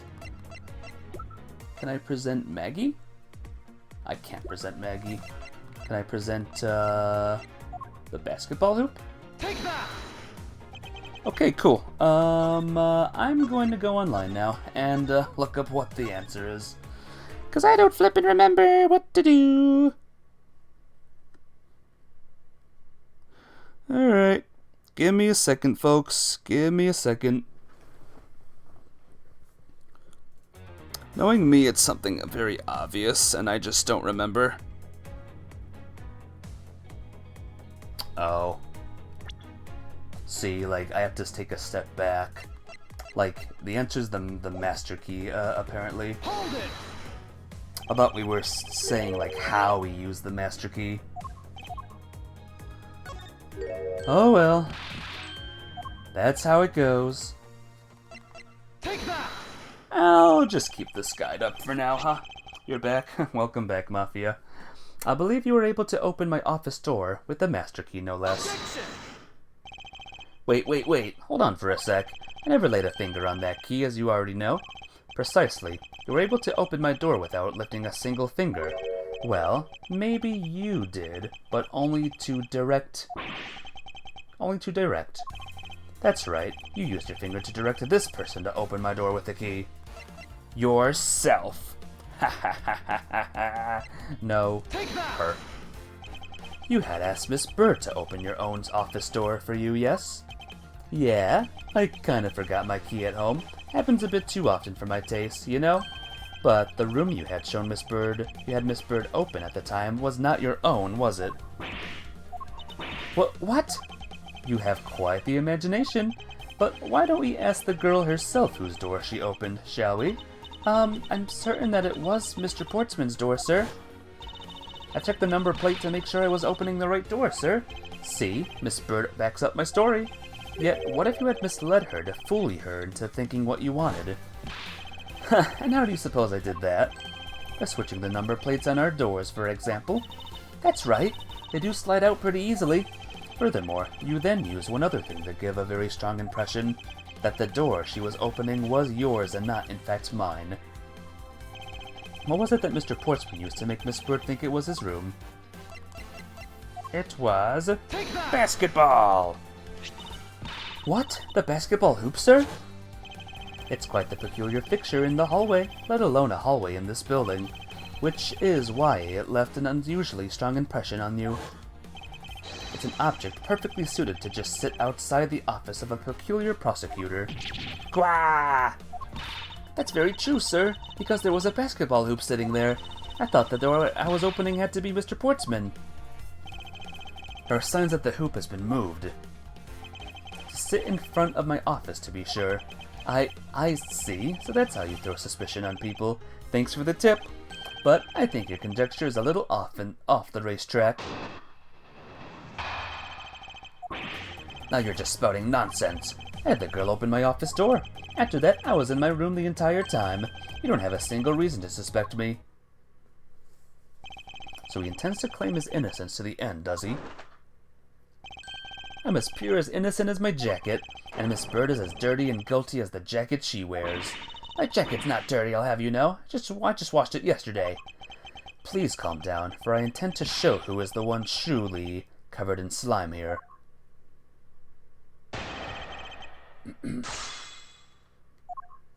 Now you're just spouting nonsense. Hold it!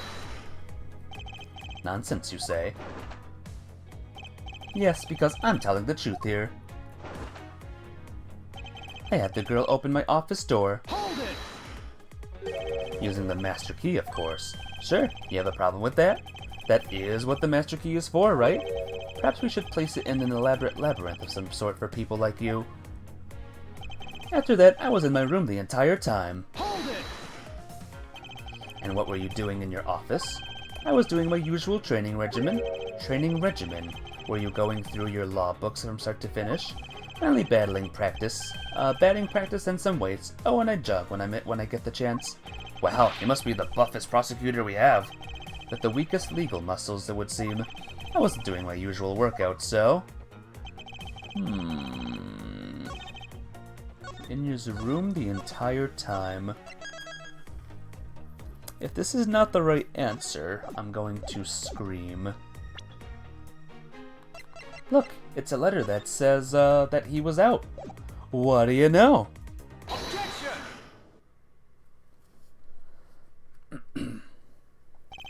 That was a lie. What are you talking about? How is that a lie?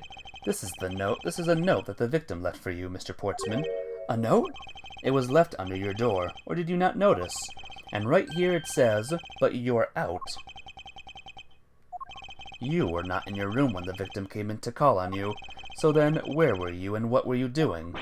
Ah! Shall I explain it in full detail for you?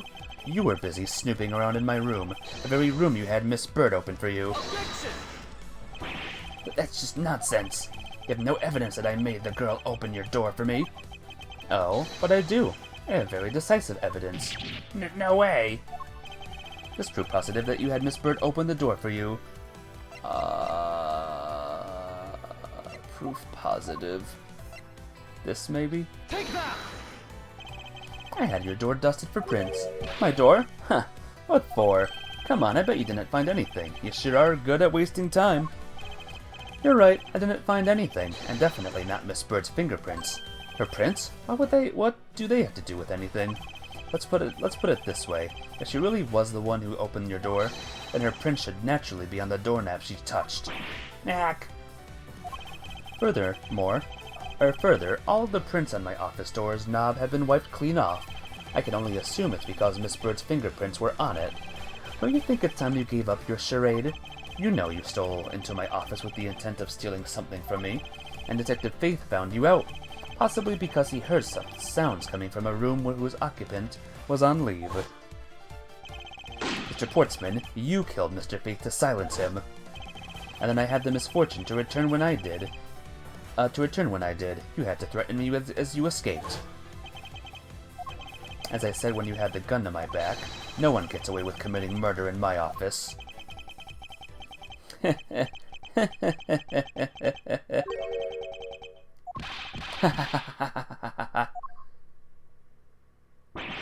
And just what's so funny, pal?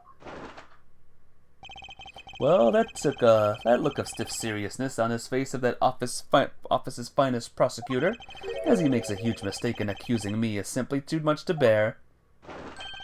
There's just nothing else like it in the world. What? Mr. Edgeworth just explained it all, and he even backed it up. You're the murderer! Stop trying to be slippery and just admit to the crime already. And as I said earlier, it's all so circumstantial, so full of conjecture. You say you checked my doorknob for prints? Well, I can readily confess that I had wiped that knob down well. Eh? I'm a little obsessive-compulsive, you see. I didn't want to touch the doorknob that you had touched, which is why I wiped the knob down as soon as I could after you opened the door. After that, it makes perfect sense that only Jim's and my own prints would be on there. You made that up just now, didn't you? Furthermore, as of the note Jim left for me, do you know exactly when that was? For all we know, he could have left it there before I arrived at the office. Like early evening, for example. Are you saying you failed to notice a note in your doorway? Hey, even geniuses fail at times. I was probably too preoccupied by work-related matters, although that's no excuse. Now that's just a flat-out lie. There's no way you didn't notice a note that size. Ah, but you can't prove that, can you? Say something, Mr. Edgeworth. Back me up here. Ugh. Portsman makes a good point. I can't prove that he simply didn't overlook it. Besides, I have an airtight alibi. Airtight, you say? Only just realized I had one as we were talking. I guess it would have been better for all of us if I had told you sooner. If memory serves, you came back to this office at around 2 a.m., correct? And it was then that you had that unfortunate confrontation at gunpoint with the culprit. But at exactly that time, I was down in criminal affairs. Ask around. I'm sure the other detectives will corroborate my story. It's the perfect alibi. Do you really think that it's that perfect? Like I said, I don't care. Ask around all you like. You'll see for yourself. Detective Gumshoe. Sir, yes, sir. I'll go check out his alibi, sir. I'll be right back. Mr. Edgeworth, sir, I think we're in trouble. It's just like Mr. Portsman said. The guys down in criminal affairs said they saw him at around 2 a.m. You see? All of the evidence points to him being the culprit, so there must be a contradictory piece in his alibi somewhere. But where? But where? Memory serves, you came to this office at around 2 a.m., correct? Hold it! You are correct. It was around 2 a.m. Are you sure? It's really important to me that you're spot on with the time. I remember checking my watch then, and make sure no mistake, it was 2. Make no mistake, it was 2. Oh, giving testimony like a pro. Okay, so you came back to your office at 2, and it was then that you had that unfortunate confrontation at gunpoint with the culprit. Hold it! It is as you say. However, you are the only one who claims to have bumped into the culprit. So tell me, did you see the person's face? Was it me who you saw? It was pitch black, so I couldn't actually see. Objection! Oh, come now. I'm sure you saw something. Try a little harder, why don't you? I'm beginning to feel like I'm the one being interrogated here. Oh well, it doesn't matter if you remember or not. It only matters that you ran into the culprit. But at exactly that time, I was down in criminal affairs. Hold it! So you paid the criminal affairs department a visit. Yep, right after I left the prosecutor's building, I headed straight for the precinct. Ask around, I'm sure the other detectives will corroborate my story. It's the perfect alibi. Hold it! Oh, well, we did go and ask around to confirm your testimony. And it was just as I said, right? Yes, sir. A number of detectives said that they saw you at around that time.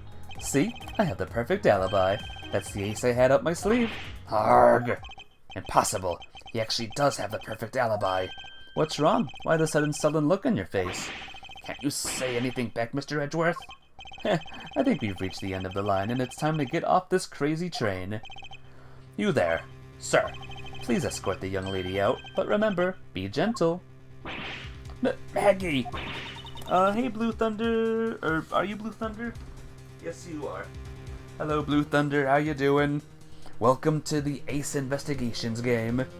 How you doing today? Detective Gumshoe! Is there nothing I can do? There must be a way to turn the situation around. If only I had a clue. Did I miss something that can help me cast doubt on his alibi? I need to calmly think this through one more time, and with logic.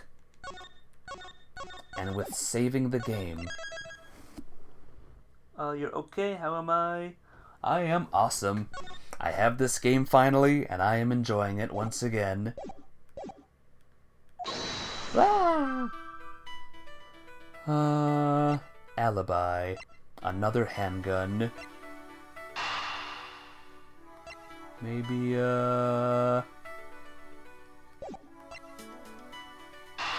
here? We'll try these two. Nope. Alright. Let me just, load again. This is why we save often, guys. This is why we saved often. Not that it matters, I already took damage. Loading. Loading.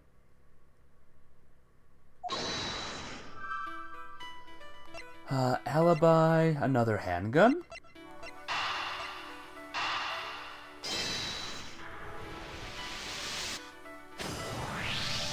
There were 2 bullets left at the scene of the crime.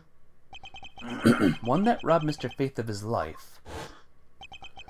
And one that nearly robbed me of my jacket. However, the murder weapon will only show signs of being fired once, meaning that it is entirely possible that the second gun was used in my office tonight. But seeing as how the killer had to steal Mr. Faith's gun, I doubt the killer had another gun up their sleeve. Therefore, the second gun could have been the property of an entirely different person, which could mean that there was another person who paid a visit to my office tonight. Ho ho! And finally...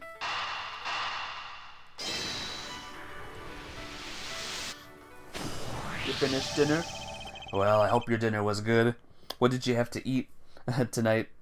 Supposing there was yet another visitor tonight, that would also resolve the issue of why my shelves were upended twice. We know that the shelves were disturbed once before and once after the murder, so it shouldn't be much of a stretch to think that it was the work of 2 different people. One by the person who stole the victim's gun and then killed him with it, and once again after the murder by our second culprit, who was the owner of the second gun. If we suppose that the second culprit's gun was the one that was pointed at my back... Objection! Mr. Portsman, it seems that I need to amend my assumptions regarding this case. Chinese food. Always a good food to have. Great, so you finally come to your senses. Mr. Edgeworth? Sir, what are you saying? This has been a big misunderstanding on my part from the start. I had assumed that the person I ran into was the killer, but that may not be the case. What do you mean? The person I ran into was just your average thief. A thief? But, sir, doesn't that cause some sort of contradiction in the facts? Not at all. It simply means that the killer was someone else. And it means that in actuality, the two culprits stole into my office tonight. What do you mean, two? It explains why both my shelves were disturbed twice and how they were two guns. Mr. Portsman tricked, misspurred, and gained entry into my office. Now you're just leading the argument. You still don't have any actual proof, you know? If you were worried that there'd be no good music in this game, by the way, here you go. If you could please go along with my hypothetical scenario for now, Mr. Portsman. In the end, if you really are innocent, you should have nothing to worry about. Grrr. Can everyone in chat hear the music, by the way? I know Mafia said she could, but I want to check in with everyone else. Is the music good? Now then, returning to my scenario, Mr. Portsman was out to steal something from me, which is why he checked my secret safe and ransacked my shelves. This is the first time. So then, the music is a little low, but you can something that. Let me raise it a bit then.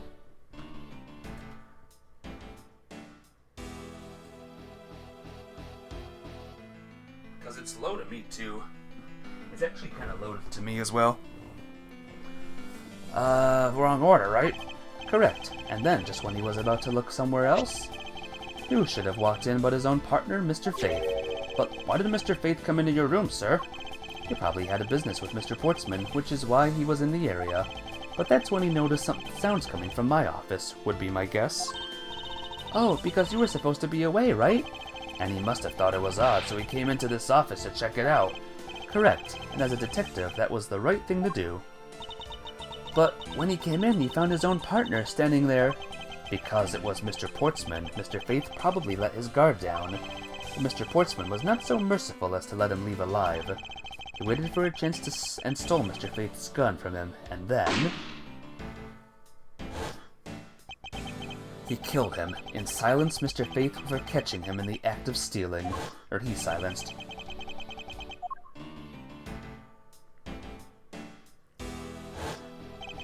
This was the moment in which the first shot was fired, the one that landed in my files. Following that, Mr. Portsman wiped the gun down and left it behind as he made his exit. He could afford to do that because he had also left a fake dying message behind. You're such a complicated troublemaker, you know that? Well, if things were as simple as that, then all would be solved. However, there was yet another visitor to my room, and this is where it gets complicated. There was another? Visitor, sir? Yes, and this other person's objective was also to steal something from me. Now then, even after Mr. Portsman left, the door to my office remained unlocked. However, this new visitor had no way of knowing that, and so they stole the master key from the security guard's room, and then entered my room and searched through my shelves. This was the second time that they were disturbed, and it seemed the thieves found their prize.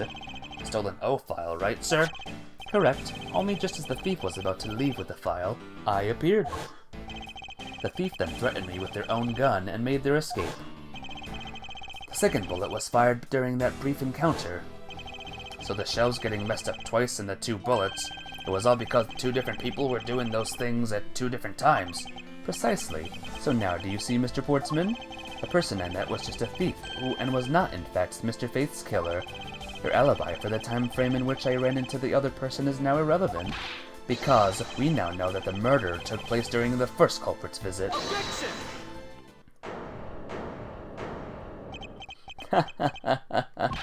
What's so funny, pal? Absolutely splendid. Your scenario explains everything. Of course it does. It's Mr. Edgeworth after all. But you know, it still doesn't change the facts that it's all circumstantial. Supposing if, and that's a big if, your theory is right, it would indeed render my alibi, which has withstood scrutiny, mind you, irrelevant. But there is still one defining point of your argument for which you have no evidence. Your supposition that I was the first visitor. Grrr, Mr. Edgeworth, you can't let him get away with that, sir. But he has a point. I have absolutely no proof at this point. Don't say that, sir. I don't believe this. Don't worry, Maggie. I'll do something if I must.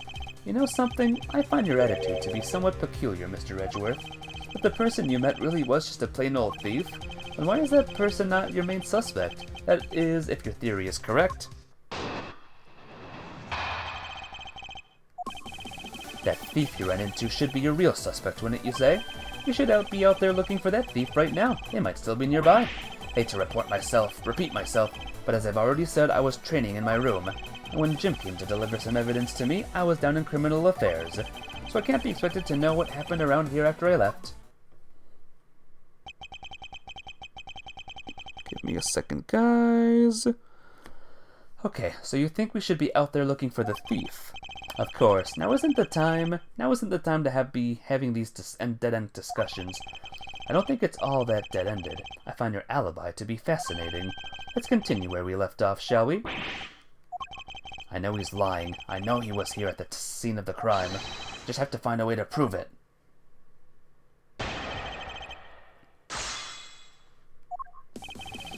No.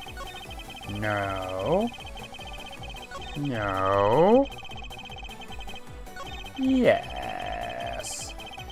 Hold it! Why didn't you go there with Mr. Faith? That's because he said he was tired and was going to take a quick nap. You know those sofas in the hallway? He likes to sleep on those. It's one of his habits. And what of the evidence he brought? They were things related to yesterday's case, just 2 items, a gun and a pendant. Interesting. This piece of testimony seems too crucial to let slip through the cracks. He brought me 2 items, a gun and a pendant, that are related to yesterday's case. Really? 2 items, huh?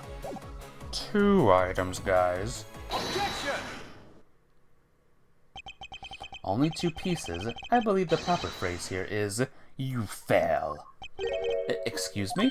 You fail as a prosecutor, Mr. Portsman, as you intend to keep evidence hidden from me. What are you talking about? I haven't hidden anything from you. Well, here's a piece I think you should read carefully. It says that Mr. Faith was bringing 3 pieces. Yes, and this is the victim's real dying message to you, Mr. Portsman. I can't believe, to get tripped up by a single arithmetic. Where is the missing piece of evidence? You have it, don't you? Only the guilty would make such a face. Detective Gumshoe, you don't have to say it, sir. I'll pat the guy down from head to toe.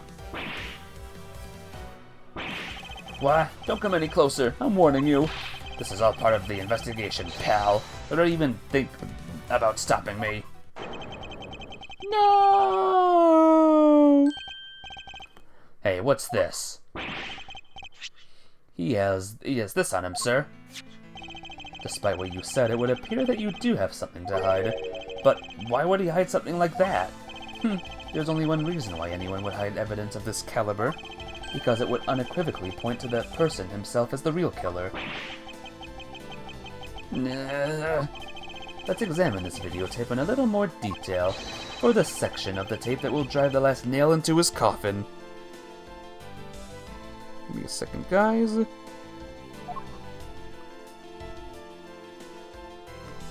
Alright, examine.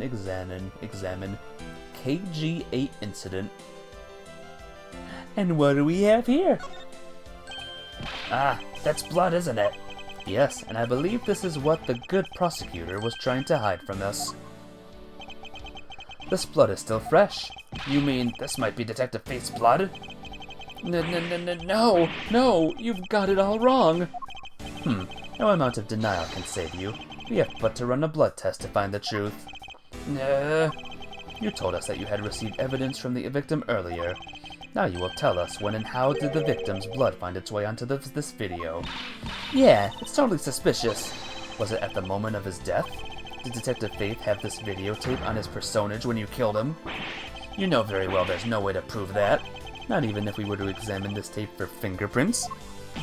Gah! If I had to take a guess, I'd say that the only ones on here would belong to the murderous you and Mr. Faith. No, impossible. Yay!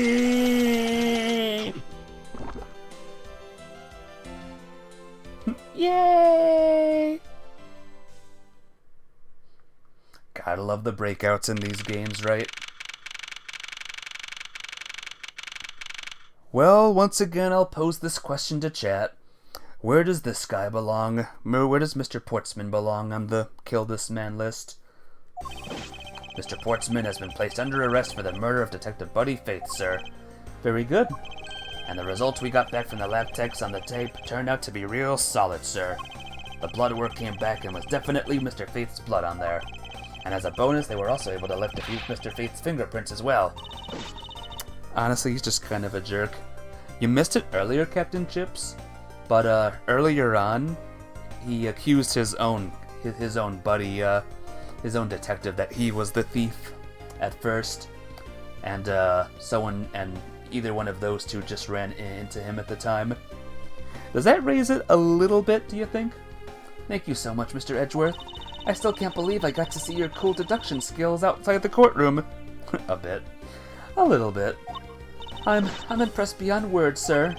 It was nothing. I'm just sorry you got caught up in a murder at my office. Please accept my apologies. Aw, it was nothing, really. Compared to what I've been through, I mean, I consider myself lucky that it was only a burglary and a murder this time, sir. If it had been a hold-up or a hostage situation, I'd have thrown my hands up in the air. I think I'm finally rising up from a goddess of misfortune to just an unlucky person. Something tells me we should have hired a different person for security detail. You know something, sir? That Mr. Portsman really was one corrupt prosecutor. And why would you say he was corrupt? Well, I heard that there was a number of suspicious things related to his court cases. There's even rumors of how some of the evidence he uses is forged, sir. Forged evidence, huh? And they say he even decided not to prosecute a few cases for some really vague reasons. Oh, that guy was a complete disgrace to the entire profession! He never did get around to asking what his reason was for breaking into my office. Yeah, whenever we got near the topic, he just clammed up. Although we can be pretty certain that it was to steal something. It's just between you and me, sir, but there's a rumor that some sort of huge organization is involved behind the scenes. Oh, well, well. With Mr. Portsman not willing to divulge anything, it certainly leads credence to that rumor. It would seem that we haven't heard the last of this. Huh? Mr. Portsman isn't the bad guy? I didn't say that, but rather, there are still many more mysteries for us to solve. For example, we still haven't figured out the significance to this piece of evidence. This? Take that! The person who stole this file, the other villain of the night. Yeah, I wonder who it was. And what happened to the stolen pages? I wonder, who in the world was it that held me up at gunpoint? Mr. Edgeworth, sir. Yes? I came across this while I was processing your office earlier, sir. This card. What is it, sir? Is that a bird or something on there? It's not just any bird. It is the mark of the raven, a three-legged raven. Even you should know what this is, Detective. Oh, it's about that thing, isn't it? The great thief everyone's talking about. Yes, it is the mark of the great thief Yatagarasu. Under the mark of a legendary bird, the Yatagarasu is noble to the end, a modern Robin Hood. Labeled mysterious and phantom-like, the Yatagarasu appears and vanishes at will. Though we don't know much about the thief's ultimate goal, we do know the targets. The Yatagarasu likes to find and make public evidence of corrupt dealings of all sorts. The theft is always performed in silence and always with perfection. Once a target is chosen, no dramatic calling card or announcement is set forth. You thought Lupin was a great thief? I know. I think Lupin is a good thief. But this guy's different. Instead, the chosen corporation is infiltrated without even the target noticing. Some days later, the evidence that was found is sent out to the mass media, along with this single card, although it has been a while since the Yatagarasu's last appearance. Hey, Mr. Edgeworth, look, something's written on the back. What? Let me see. It's the location of where the thief put the stolen files. So the person who stole the contents of the file was the Yatagarasu. Yatagarasu, organization, Quite a few key words are popping up in this mystery. The murder in my office. The return of the great thief, Yatagarasu. Looking back, I can't say I didn't see these events coming, for they were heralded by the incidents that began to occur 2 days ago. Oh, and that is the end of Case 1, everyone.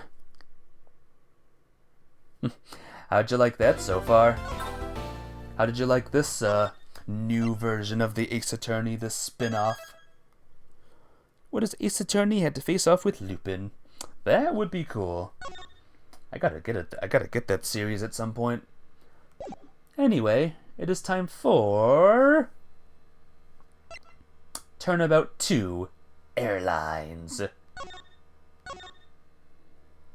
You like it? Interesting twist. It looks so cool. I'm glad you guys like it. Ace Attorney Lupin III? That would be insane. Make it happen, someone out there. It won't, but... The murder that occurred in my office. The return of the great thief Yatagarasu. Am I saying that right? I hope I am. Thinking back, everything began on that fateful day 2 days ago.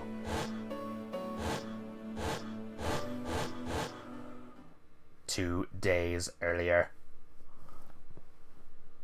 Huh?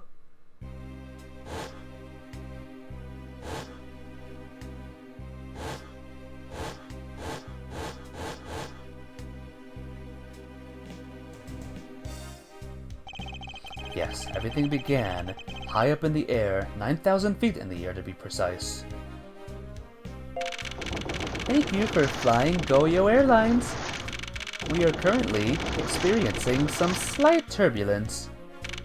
We are asking all passengers to please return to their seats and fasten their seatbelts. Best viewers on ... Thank you, Pablo777777. I will do that.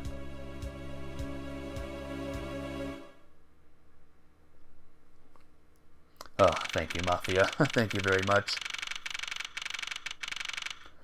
Well, this is how it starts, guys. Miles Edgeworth is dead. I know, I'm sorry that you had to see that. Nah.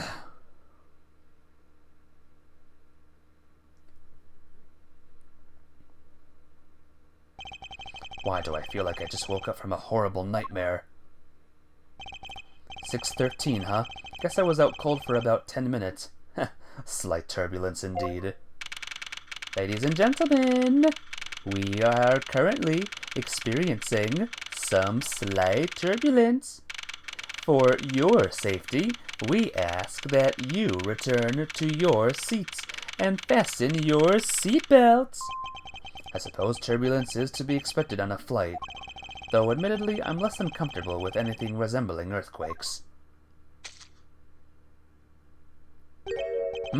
What's this? A travel wallet? But it's not mine. How did someone else's travel wallet wind up in my pocket? Nah, my head. I want this headache go away. I'll take care of this travel wallet later. I hand it off to an attendant. Ugh, from earthquake-like turbulence to an elevator.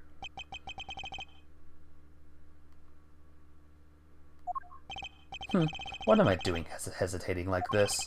Actually, I know full well why I hesitate. It was when I was still but a young child. I was caught up in a murder that happened in an elevator. But how long ago am I going to let my past haunt me? It's just an elevator. I'm a grown man now. I need to behave like one. What the? What in the world happened? Is there something wrong, sir? I must ask that you please return to your seat. Eek! He's dead! Please calm down. We mustn't jump to conclusions here without all the facts. What's wrong? Something happened? You murderer! What? No, you have it all wrong. It wasn't me.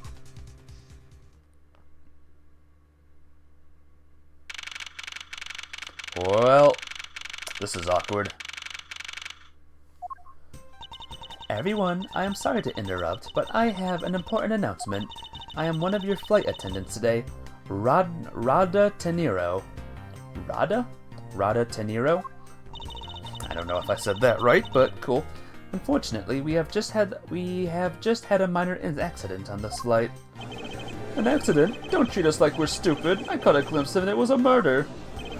What? A murder? What's going on with this flight? Everyone, please calm down. There's no reason to panic. This flight will stay on its course and make its scheduled landing. We are still currently in the middle of a rough patch of turbulence, so until we are out of this area of turbulence, I ask that you please remain seated. But someone was killed, right? I mean, what about the killer? Let me off. Please, there is no need to feel threatened. We have already apprehended the culprit.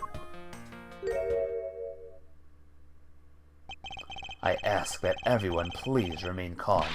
What the heck is he talking about? Why should we remain calm? My name is Miles Edgeworth. I am a prosecutor, and I assure you I am not the killer.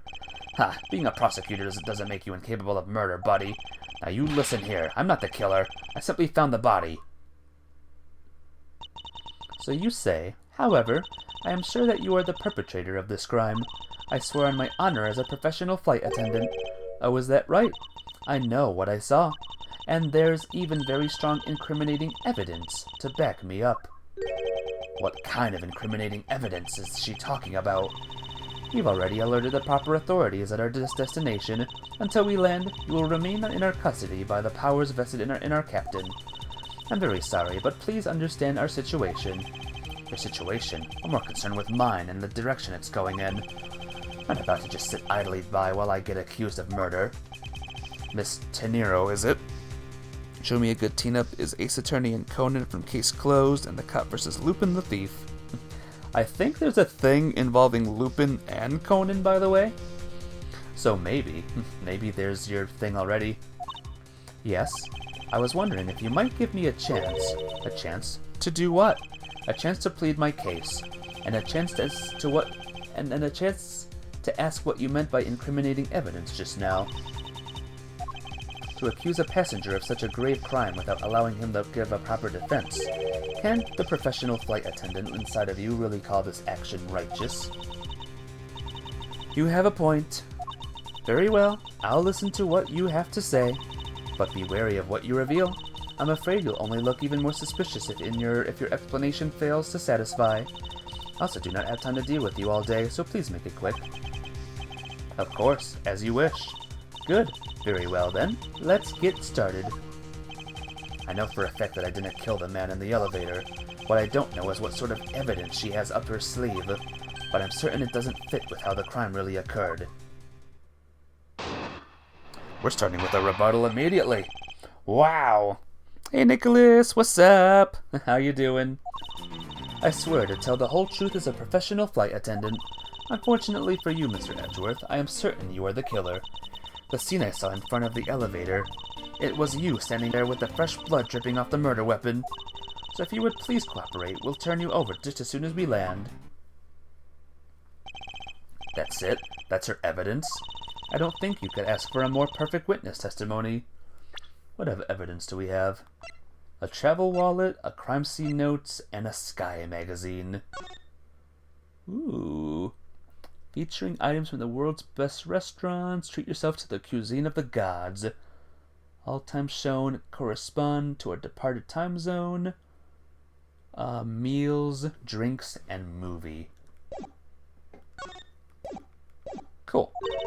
Wouldn't you agree, Mr. Edgeworth? Not really. It's hardly perfect when there's a gaping hole in it.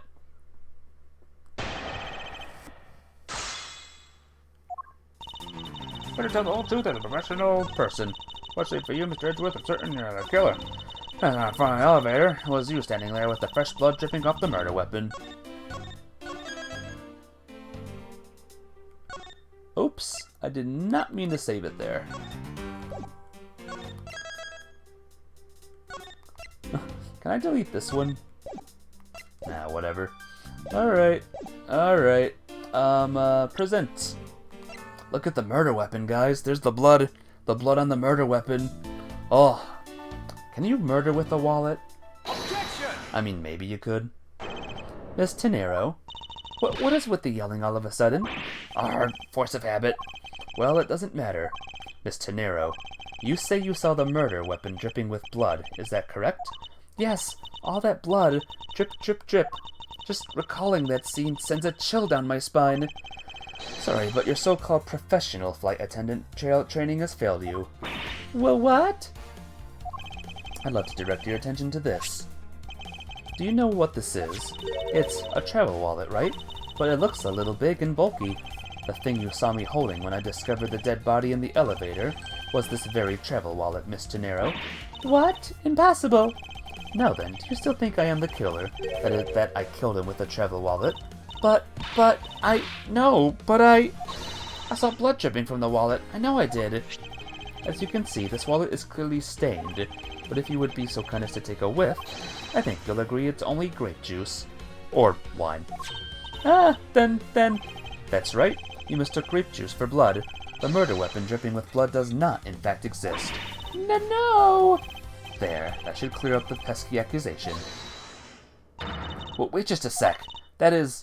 I mean, even a wallet could be deadly if it was wrapped around something heavy. I demand that you show me what's inside, please. She's trembling, and the tacked on please at the end. Sounds like I've got her. There's no need to look inside. Even you can tell from its appearance that it's light. No, I can't be sure of anything until I see the contents of that wallet for myself. She's a persistent one. Suppose we have no choice but to see what's inside. Miss Tenero, if you would be so kind as to open the wallet and check its contents for me. All right, I usually don't pry into passengers' belongings. We have no choice here. KK slider? Seems that this passport is all that's in here. As you saw, there is nothing but a passport inside. This renders your wallet was the murder weapon. Argument moot. Wouldn't you agree? Please hear me out, Mr. Edgeworth. What is it now? Well, I was wondering, whose passport is it exactly? Can I take a look? Why not? I'm rather curious myself. This is... Just as I thought. This travel wallet belonged to Mr. Ackby Hicks, which makes it the victim's property. You stole the victim's wallet, didn't you? How dare you? You said it yourself. You claimed to be holding this wallet in your hands when I found you. Perhaps I did misconstrue the wallet for the murder weapon, but it seems that I wasn't wrong about who the culprit is. Well, as you claimed, the murder weapon is not the travel wallet. However, it is something you stole from Mr. Hicks after you were done with the vile deed. I find it hard to believe myself, but your motive was very simple. You were out to steal Mr. Hicks's money, weren't you? So even though I didn't have the murder weapon on me, you still suspect me, I see. You stood up at the crime scene with the victim's wallet in your hands. How can I turn a blind eye and not suspect you of foul play?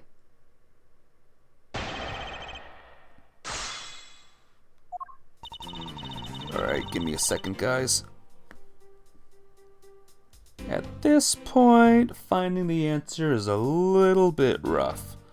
So I'm just going to quickly do a thing called... Give me a second, everyone. Yes, I'm looking up what the answer is. Don't judge. Don't judge me. Okay. No. No. Steal the money, weren't you? Would Miles Edgeworth ever steal money from anyone, guys? I don't think so. I mean, maybe back in the day, but... Objection! I wonder if I might get a word in, Miss Tenero. What is it now? Miss Tenero. I wonder if you noticed the contradiction within your own testimony. What are you talking about? It's simply impossible that the motive for this murder was monetary theft. One glance at the crime scene should have told you that. What about this crime scene would have proved that the motive for murder was not the money?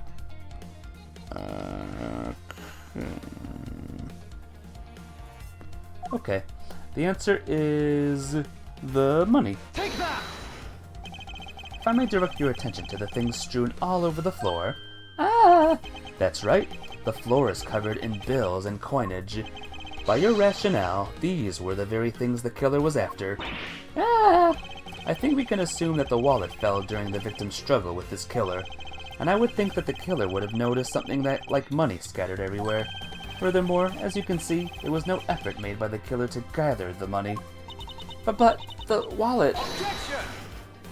Ah yes, the wallet. You will also recall that the only thing in it was Mr. Hicks' passport. Ah! If you are really insisting that it was a crime based on greed, then you're claiming that it was all for an empty travel wallet.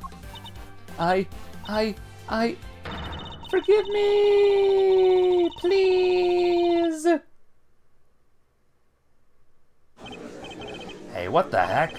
You're saying the attendant's wrong? So, the guy isn't the killer? Ah, don't believe it, everyone. It's a trick. Yeah. Will you all please be quiet? Miss Tenero. Yes? You lost your cool when you saw the dead body. Plus the lounge was dark, and looking into the light from the elevator, it's easy to see how you mistook the wallet in my hand for the murder weapon. I take no offense that you thought I was the killer. Mr. Edgeworth. Thank you for releasing me.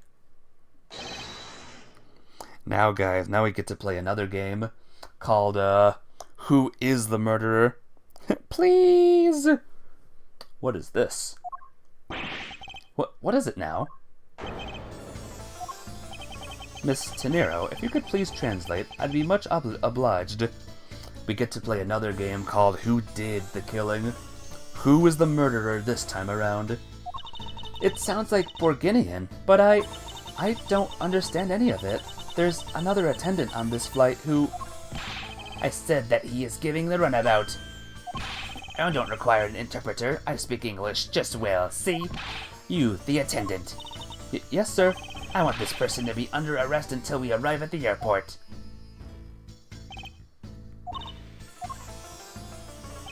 I'm sorry, sir, but what exactly are you hoping for?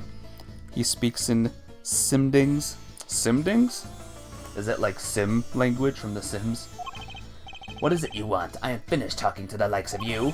Please, I would like to hear why you would like me to be held under arrest until we land. You, how dare you try to waste my time? You were the one who stuck your nose into my affairs. Wanted to spend even at least one more second with my precious art. I have no time for other things. I know what you are, I see through you. Insolvent. Yes, I'm pretty sure that's how you say it in English. Well, I should hope I'm not momentarily bankrupt, but I don't think that's what you meant. I'm sorry, but I don't think I caught your name. I am Zinc LeBlanc II, the second, rather. I am a very wealthy man in the Bourguignia. But I am not an ordinary rich man. I am an art dealer, a rich seller of beauty. Mr. LeBlanc, what did you mean just now? Pardon? When you said that Mr. Edgeworth was giving me the runabout. It's a font style where the letters are symbols? Oh, that's it. I gotcha.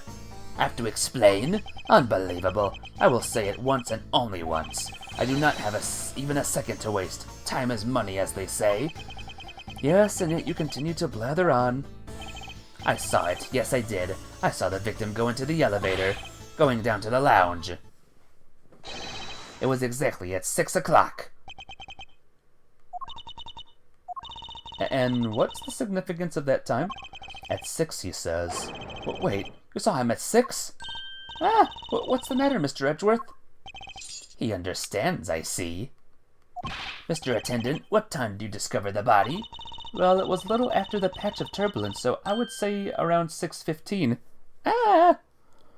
You don't think that strapping in that vase and he will be sending would be allowed? Would that be true? Anyone who knows planes super well? Probably you're right. Probably that's probably both definitely not allowed. Hicks was his name, was it? Then I say that man Hicks was killed in the 15-minute time span. And the only person in the lounge at the time was this prosecutor, yes? Yeah, I was in my seat the whole time. Me too. I was watching the movie and enjoying a fine glass of grape juice. I was still eating. I still haven't finished, see? The other passengers have an alibi, so you have no problem with them, I suppose. No complaint, I see. Not a single word against this, right? I have no way of discounting what you have put forth at this point, but it wasn't me. Oh, so you say. But do you have what you say, the evidence? Mr. Edgeworth, are you really the culprit after all? Mr. LeBlanc, I suppose you are quite certain in what you saw. Enough to give testimony? Grape juice. Yep. Definitely grape juice. Of course, I was looking at that man the whole time. He was playing with that annoying little, small machine the whole time. Machine? Yes, that's what you people call it in English, yes. It was making me crazy with the click, click, click. From that description, it sounds like some sort of small computer. I believe what Mr. LeBlanc is talking about is a cell phone. I have to say that I didn't see him playing with it quite a bit myself. A simple cell phone, a laptop, or an organizer I can see, but that's kind of low budget. I hate that noisy little machine in his hand. Not a fragment of beauty. All it produces is ugly sounds. Anyway, I know what I saw. Mr. Tenero. Yes? I was wondering if I might be granted permission to examine the crime scene. What? You want to examine the crime scene? If you would grant me a little measure of time, I'm sure I can produce the real culprit. I don't like the sound of that. Fox in the duck pen. Yes, I think that is how you say it in English. It's Fox guarding the hen house, and I believe my innocence was proven earlier. And if I'm given the chance, I can clear up all the remaining doubts. Miss Tenero, if you wait until we arrive, there is a good chance that some evidence will have been destroyed by then. Understand. Let me see what the captain has to say. This should not be approved. Please, Mr. LeBlanc, in an emergency, all decisions are to be made by the captain alone. Now please wait here while I go ask the captain what to do. I'll be right back. You are not planning to erase evidence when you are doing your investigation, yes? Of course not. We will see. Mr. Edgeworth, you have the captain's permission to investigate the crime scene. What? Unbelievable! Stop petting the statue. That's a little odd. This guy likes his, riches. I am in your debt, Miss Tenero. However, there is one condition. I am to supervise you. Can you agree to that? Of course, I see no problem with that simple stipulation. It's only natural that I am still a suspect in this case. Grrr. I take full responsibility and will watch Mr. Edgeworth's every move. Hope this is a reassurance enough that there will be no foul play. Now then, Mr. Edgeworth, shall we proceed?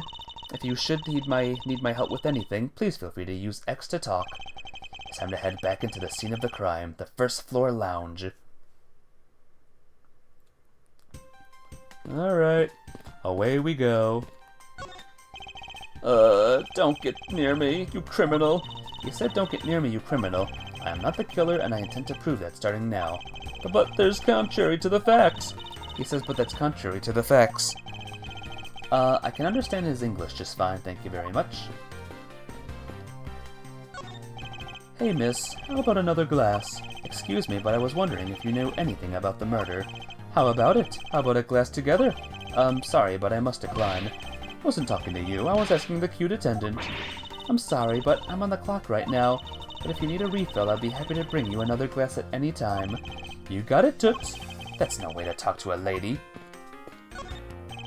One very large parfait, though I could easily finish off by myself. This parfait is a Go You original, the Go You parfait. The Go comes from gorgeous, while the U part comes from yogurt. When you combine the two parts, you get Go You. Except there's no U in yogurt. Oh boy. He's had enough grape juice. Oh yeah, I think he's had way too much. I want to thank you for your help back there, Miss Tenero. It was nothing. You should thank the captain for granting you permission. And just so everything is perfectly clear, I still don't trust you. Your standing with me hasn't changed one iota. I see. I will bear that in mind. I received an order from the captain earlier. He wanted you to know that we reserve the right to stop your investigation if we feel you are not making progress. And when we do, he asks that you please return to your seat at that time. So my time runs out at his and his crew's discretion, does it?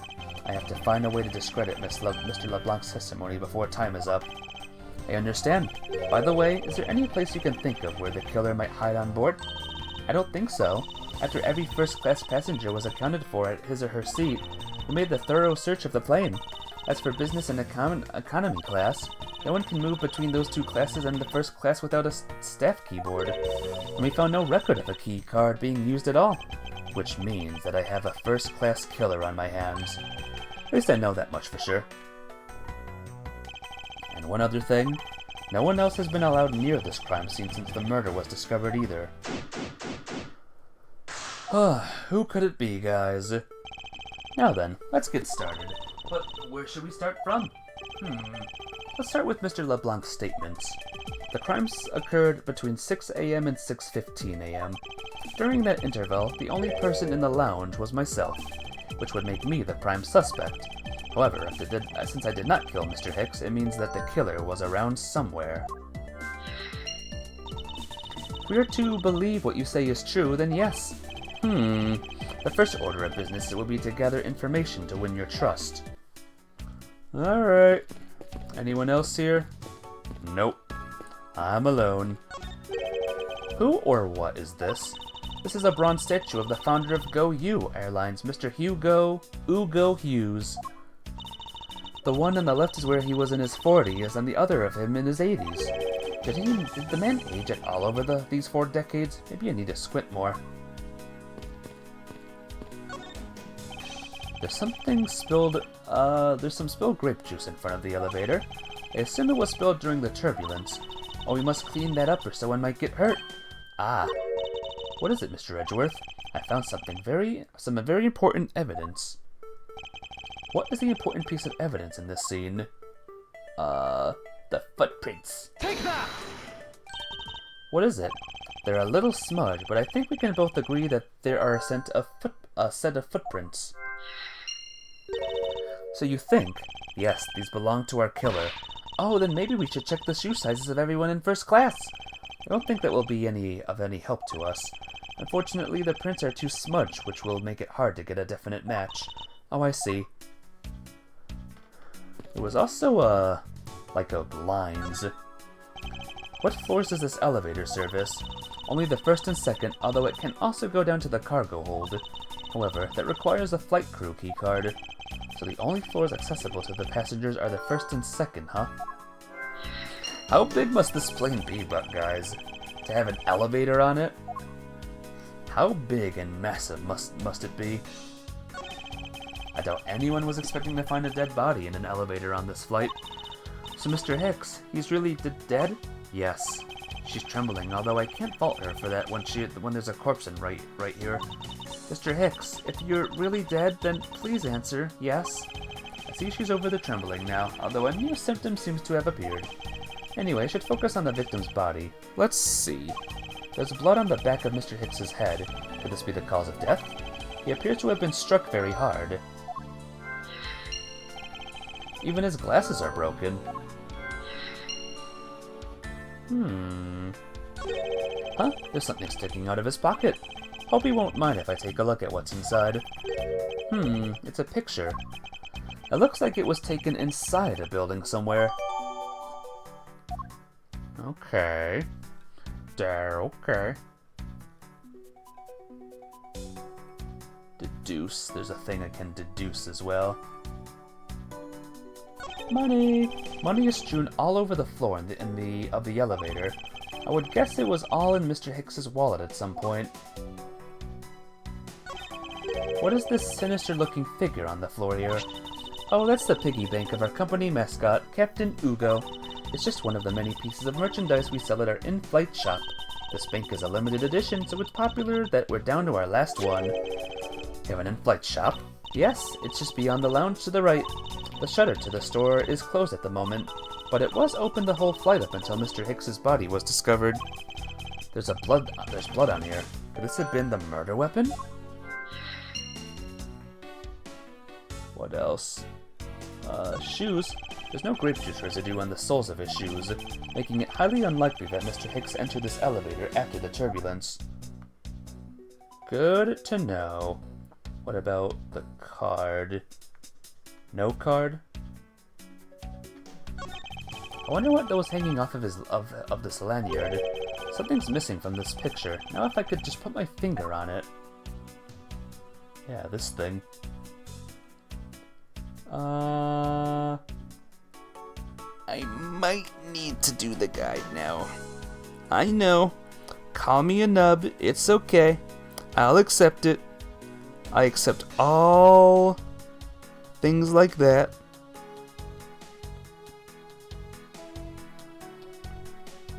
Okay, just give me a second, guys. Okay, save the game. Once again, I'll be using the guide a lot, so sorry, folks. Nub. Nub. I know. Let's see. Where was the killer? And elevator!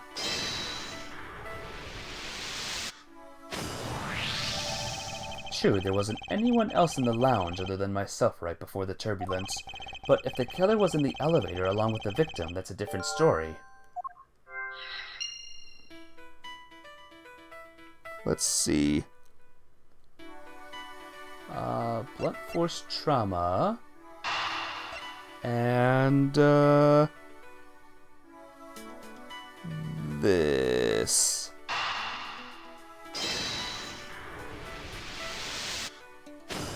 Yay! The killer hid in the gift shop. Ooh, let's open up the gift shop now, guys. Let's do it. A statue with blood on it is lying next to a body of a man who was beaten to death. Oh, Mr. Edgeworth, I think I figured something out. Yes? What is it? The way the blood is on this, and looks like it matches up with the wound on his head. Well, aren't we deserving of the Master of the Obvious title? Well, what do you think, Mr. Edgeworth? Don't you think that's worth investigating? It would appear that this figurine is our murder weapon. Oh, I just knew it. It means I can't think of any other connection. Perhaps Master of Oblivious would be more befitting. Yay! Okay. Elevator with Hicks. Spill grape juice.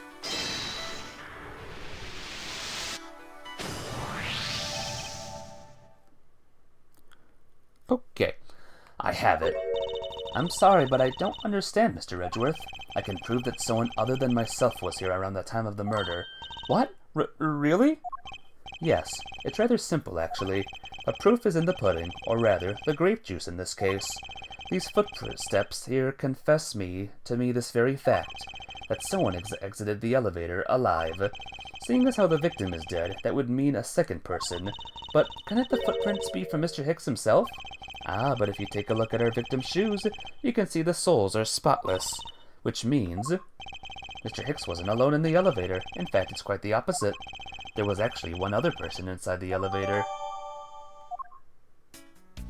Alright. We are missing a deduce thing. Apparently. Examine the body. Examine. Yo guide rather, you're missing a thing.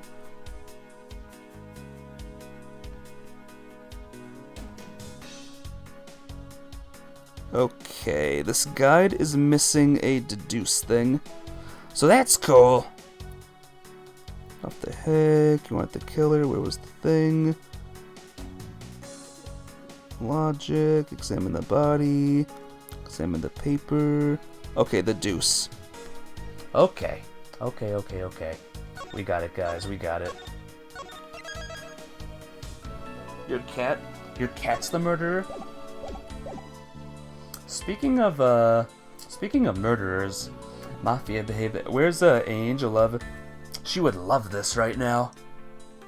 She would be like, it was me. The right answer is deduce photo of Mr. Hicks. Eureka! Mr. Hicks's machine is nowhere to be found. His machine? Ahem. His cell phone, Miss Tenero. She's playing a game. Ah, gotcha. Angel Love is the murderer. She always is somehow. I don't know how she does it. Ah, so I guess because it's not here. Yes, I think we can safely deduce that the killer took it. Yay! Woo! What's going on over there?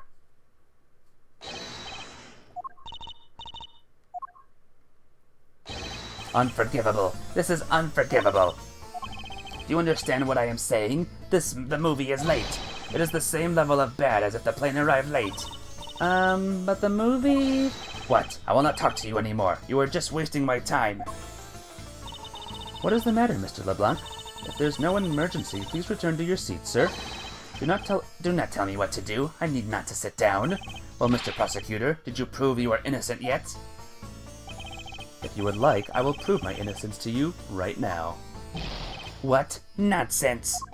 Are you saying my eyewitness testimony is mistaken? Not mistaken, merely that there is room for doubt. I'd be most honored if you could please tell me what you saw in detail once more. Fine, shoot yourself. Suit yourself. I am certain I saw Mr. Hicks enter that elevator. It was when the needles on my pocket watch pointed to the 6 and to the 12. The body was discovered 15 minutes after that in the lounge. Yes? Then you, the only person in the lounge at the time, must be the criminal. Mr. LeBlanc's conclusions seem to make logical sense. After all, the only person in the lounge at the supposed time of the murder was me. So, my eyewitness testimony, if you think you can destroy it, then come, let's see. Hurry, do I look like a man who is having the time to wait for you?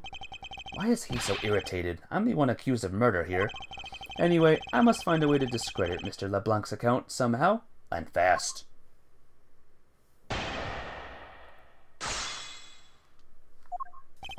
I am certain I saw Mr. Hicks enter that elevator. Hold it! Mr. LeBlanc, were you able to get a good look at the inside of the elevator at the time? Of course I saw what was inside. And are you sure that the victim was in the elevator alone? Yes, the only person inside was that Mr. Hicks man.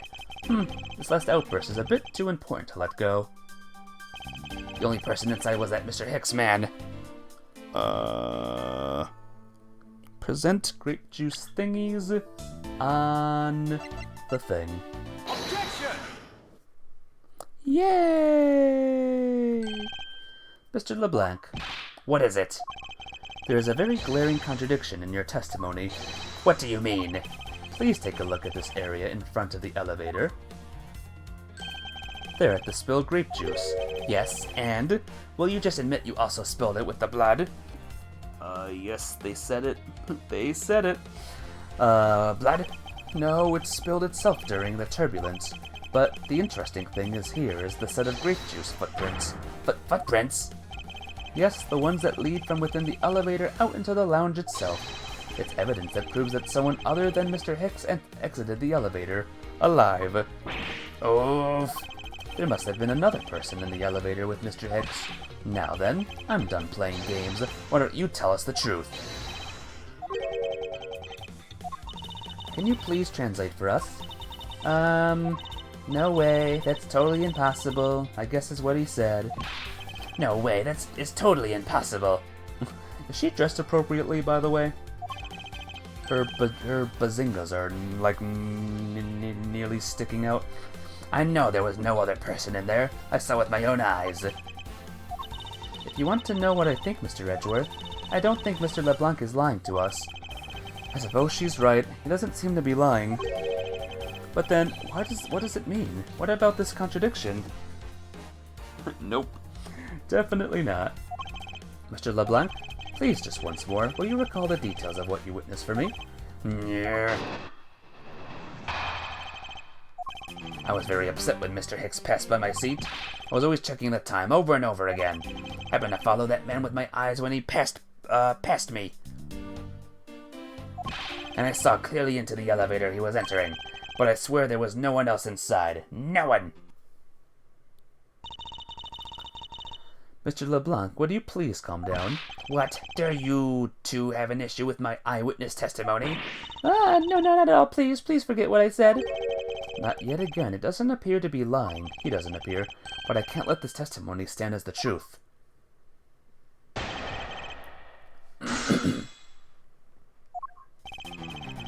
No.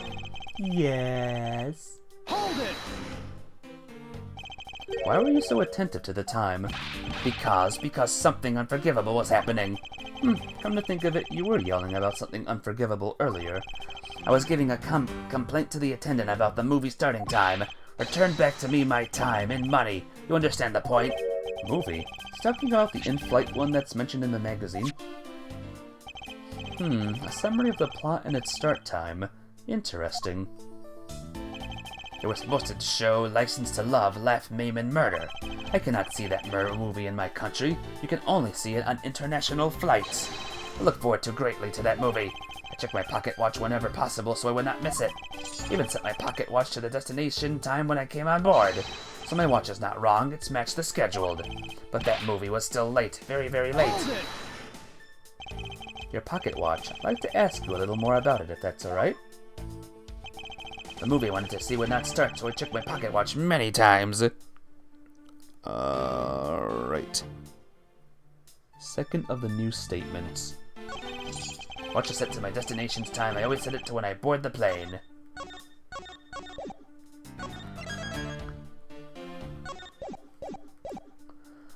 Well, I have a little something for you, mister. And that is, this. Objection!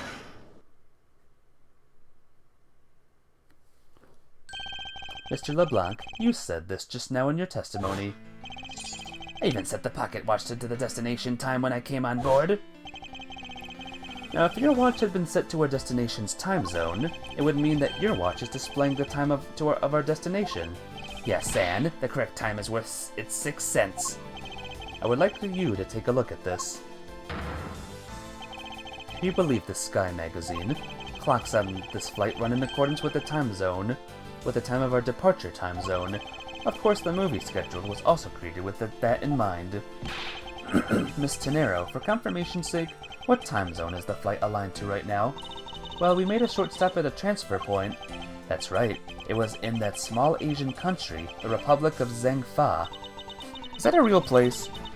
But we didn't readjust our onboard clocks at the time, so right now we are still running on Borginian time. What? The time difference between Borginia, and our destination is 9 hours. In that case, it's only natural that your watch would be out of sync with the scheduled. What?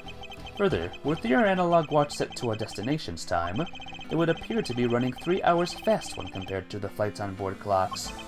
It also changes everything about your testimony, and you can bet 1,000,000 cents on that. In light of this information, it would mean you saw Mr. Hicks 3 hours prior at 3 a.m. My 1,000,000 cents! This should clear up all the remaining accusations. So this basically widens the time frame for the time of death, right? Yes, because Mr. LeBlanc saw the victim enter the elevator at 3 a.m. It means that the time of death could be anywhere from 3 to 6:15 a.m. The question now is where was Mr. Hicks during that span of time, and what was he doing? I've got something to say. And you are? Yeah, I'm Cammy Mealy. I'm a flight attendant. And what is it you wish to say? Well, I think your story is a little different from how I remember it. What do you mean, Cammy? I saw Mr. Hicks sitting in his seat at 5 a.m., you know? What? How can you be so sure of the time? That's like $10,000. Long time no see. Hello! Give me a second. Let me get into my chat room again so I can see who's here. It's Nub Menace. Welcome to the stream. Now you'll leave, you'll come back in like 4 months. Don't do that. Come back in no months. In 4 days. In 4 hours. 4 seconds. How can you be so sure of the time? Oh, that's right. He pushed his call button while we were parked at the transfer point. But yeah, how have you been, Nub Menace? It's good to see ya. Ah, that's what we made for a refueling and cargo transfer in Zhangfa, correct? Yes, it was from 4 to 5 a.m. according to our clocks. And during that time, did any of the passengers leave or did any new ones board this flight? No, not a single person got off or on in Zhangfa. What about the flight crew? The few who were handling the cargo transfer might have temporarily gotten on or off, but eventually everyone, including Cammy and myself, came back on the plane. So basically, I can assume that no one left or got on since our initial takeoff. Interesting. I should keep that in mind. Yeah, and I answered his call. I can tell you Mr. Ackby Hicks was there in his seat when we took off again at 5 a.m. Alright, then that puts the time of the murder between 5 and 6:15 a.m. Okay, now what time did you come down to the lounge, Mr. Edgeworth? I remember coming down here almost as soon as we left the Republic of Zengfa. Ah! You were here the whole time from 5, yes? And you were the only one who could be the killer. Mr. Edgeworth, were you really here in the lounge the entire time from 5 a.m. onwards? Unfortunately, yes. But then how do we explain the footprints? Is not that obvious? The man waited for Mr. Hicks here in the lounge, waiting to kill him. And then he put the corpse into the elevator. That is when the turbulence happened.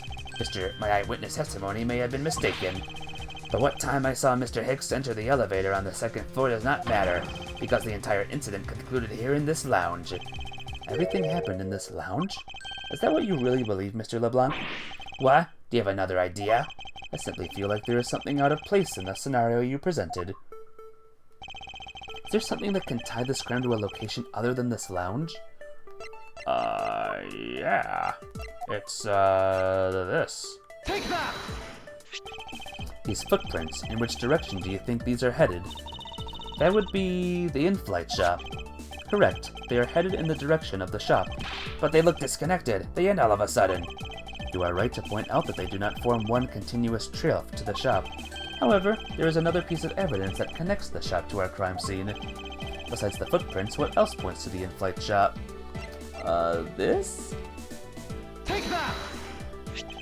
The murder weapon. This little piggy bank is sold at the in-flight shop. It is sold there and only there, and is not displayed here in the lounge. Now then, did it find its way here? Don't you find that a tiny bit suspicious?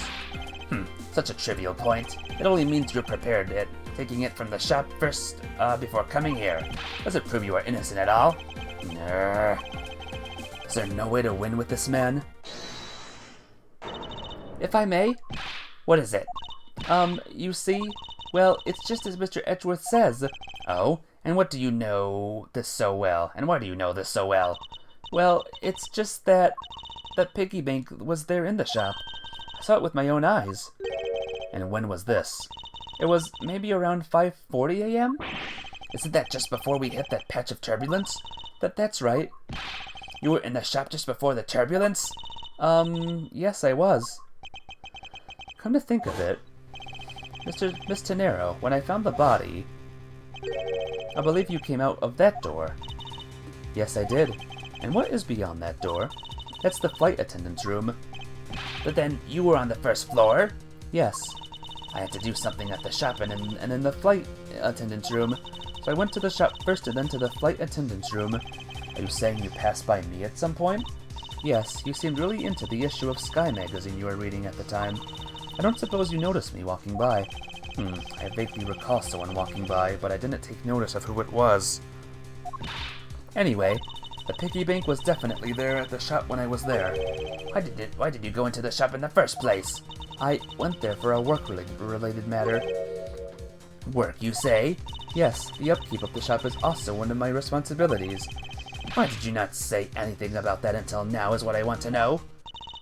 In any case, I believe it's clear that the shop needs to be investigated as well. Shall we head over there then? What is it now? Aren't you forgetting something, Miss Rada? Don't you need the captain's permission to check the shop? No, I haven't forgotten, but I have already asked him for permission to search the entire plane, so I think we are alright. Huh? That's weird. What is? Well, I just talked to the captain, see? And he said that he didn't give you permission to do anything like that at all. What is the meaning of this, Miss Tenero? It means she's lying. Go on, admit that you are.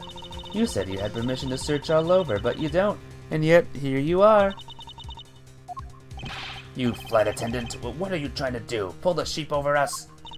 The captain's calling for you, Miss Rhoda. Oh, but don't worry. I already got permission to search the shop from the captain. See, unlike you, I do things the right way. Miss Tenero, why would you do such a thing? Please excuse me. Looks like I get to be in charge now. Please go back to your seat, Mr. LeBlanc. Now then, Mr. Edgeworth, if you would follow me, I will be your guide from now on. There's something about Miss Tenero that has piqued my curiosity, but right now, investigating the in-flight shop is my top priority. Alrighty, let's do it.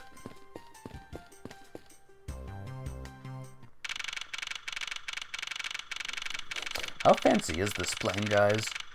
Has anyone seen a plane this fancy before? So this is the in-flight shop. It's quite a mess in here. You think?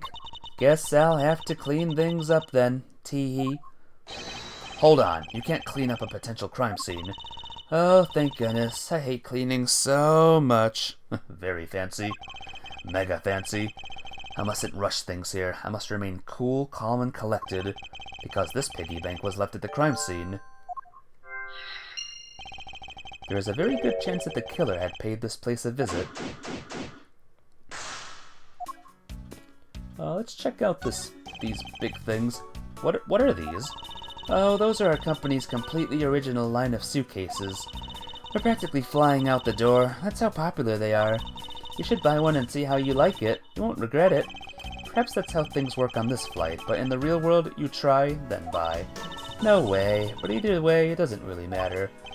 True, either way, why would anyone buy a suitcase after they boarded the plane? Anyway, see that? Just look at all the Captain Ugo heads painted on there. Cute company mascot, isn't he? They're painted on with a lot of care. Doesn't he look like he's about to jump out at you? It is certainly making something jump inside my stomach. Huh? Oh, I guess there's no fooling your refined taste. You look like you really wanted to get one. And I thought I was going to finally make my first sale, but you saw right through it.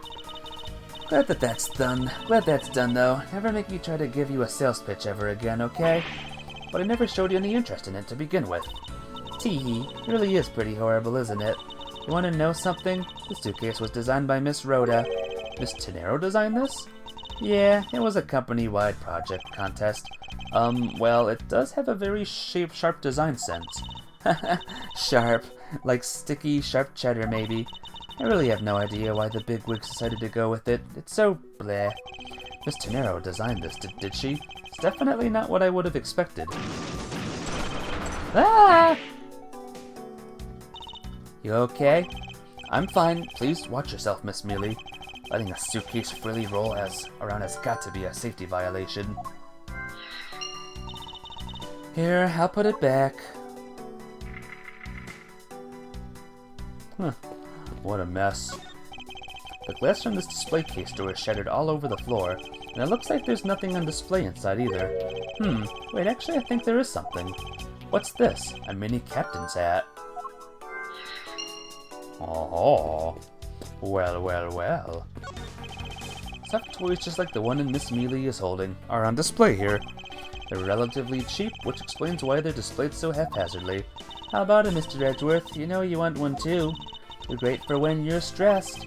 Why do I envision stuffed animal abuse when she says that? There's a thing on the ground here. Oh, I guess it's nothing. Inside this display case, there's a row of lifesavers and life vests for sale. There's still a lot of those when there's some kind of accident or something.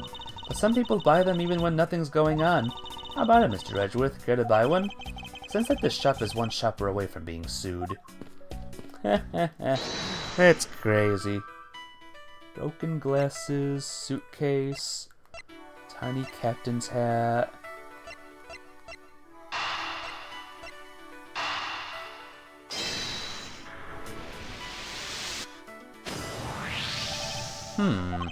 The hat probably used to be on the piggy bank's head. Let's give it a go and see. I believe this piggy bank was forcibly removed from this display case. Does this mean that the killer broke the glass to get at it? Yeah, really? Don't tell me you don't know what things go where in the shop. Well, I don't. Miss Rhoda's in charge of this place. So come on, how should I know anything? I sense that further inspection of the display case is needed. Yes. I won't rest until I've inspected every nook and cranny. Oh, not deduce. Alright, time to get the guide out again. I was always terrible at the deduce thing. I always, looked up the guide for the deduce bits because I stink at it. Alright, give me a second. Okay. Empty shelf. Suspect somehow connected to any of the evidence I hold. Yes. Present the piggy bank. There's definitely something very unusual about this. About what? If the killer had broken the glass to get to the Captain Nugo bank, there should be shards of the glass inside the case itself. Ooh, I see. Yeah, I guess it'd be like that. However, there's not a single piece of glass inside the display case. Nope, no there isn't. Which means that the glass was broken from the inside out. The piggy bank must have fallen over from the turbulence and right through the glass. Yeah, that's for sure. There's so much glass all over the floor. I'm willing to bet that this hat was knocked off its head at the time, too. That's nice. Which leads me to believe that the killer took the Captain Ugo bank from here after the turbulence. Cool. Zzz. Take your power naps on your own time, Miss Mealy, and listen to when I'm talking. Where? But the murder occurred before the turbulence, which rules this piggy bank out as the murder weapon. So you mean the bank's not the real murder weapon? It's a fake? Yes, at this point that's a very real possibility. But then what if the killer went to take Captain Ugo? They broke the glass by accident. The display case is locked, so that's highly unlikely. Yeah, but there's one person who could have. Oh? And who would that be? Miss Rhoda, of course. I mean, she's the one in charge of this place, so she has the keys to everything. Miss Rhoda Tenero then, huh? Well, fudge. Alright. It's logic time. Turbulence. And suitcase.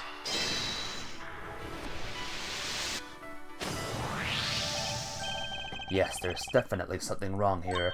What's with the sudden yelling? Tell me, Miss Mealy, don't you think there's something strange about these suitcases? Oh, well, sure. They're totally strange, like the color and the such. That's not what I'm talking about. Now pay attention. You're scaring me, Mr. Edgeworth. Sorry. Ahem. These suitcases are lined up a bit too prim and proper. Yeah, they look a bit uptight, don't they? But I guess they take after their creator. Hee hee. Again, that's not what I meant, Miss Mealy. Don't you find it unusual that these cases are only the things undisturbed by the turbulence? Never mind, I'd sooner find the answer by inspecting these suitcases myself.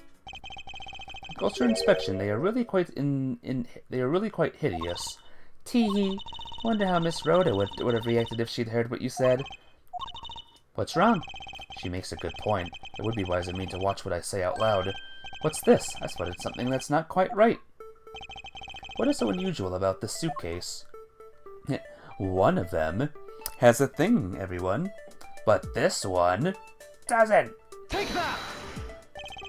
There's something very peculiar about these wheels. Huh? As in? As in, there are no stoppers in place on these. Without stoppers, one would think that the turbulence would have sent it flying. And so it is very likely that this suitcase was placed here after we hit the turbulence. Let's take a closer look at it, shall we? Okay. Closer look.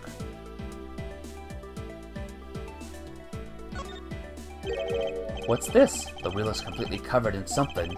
This color and the scent. It appears the substance in question is grape juice. But why would there be juice on the wheel of a suitcase? Yeah, what's the deal, bro? Roseph. 1,200 price tag. Not exactly priced by someone with a conscience, I'd say. Captain Chips, remember how expensive things were at that Ren Fair?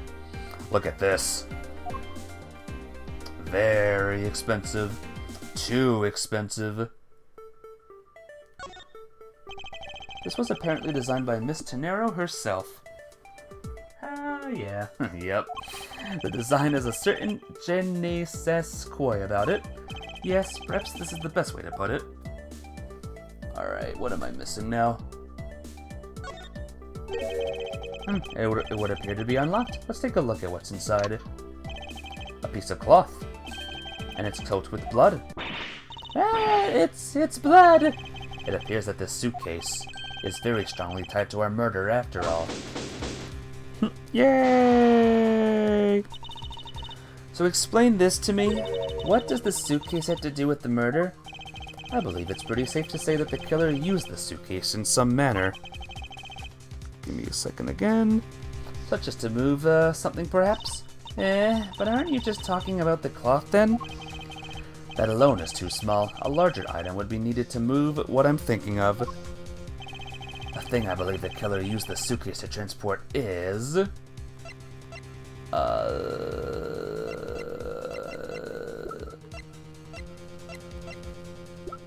body? Take that!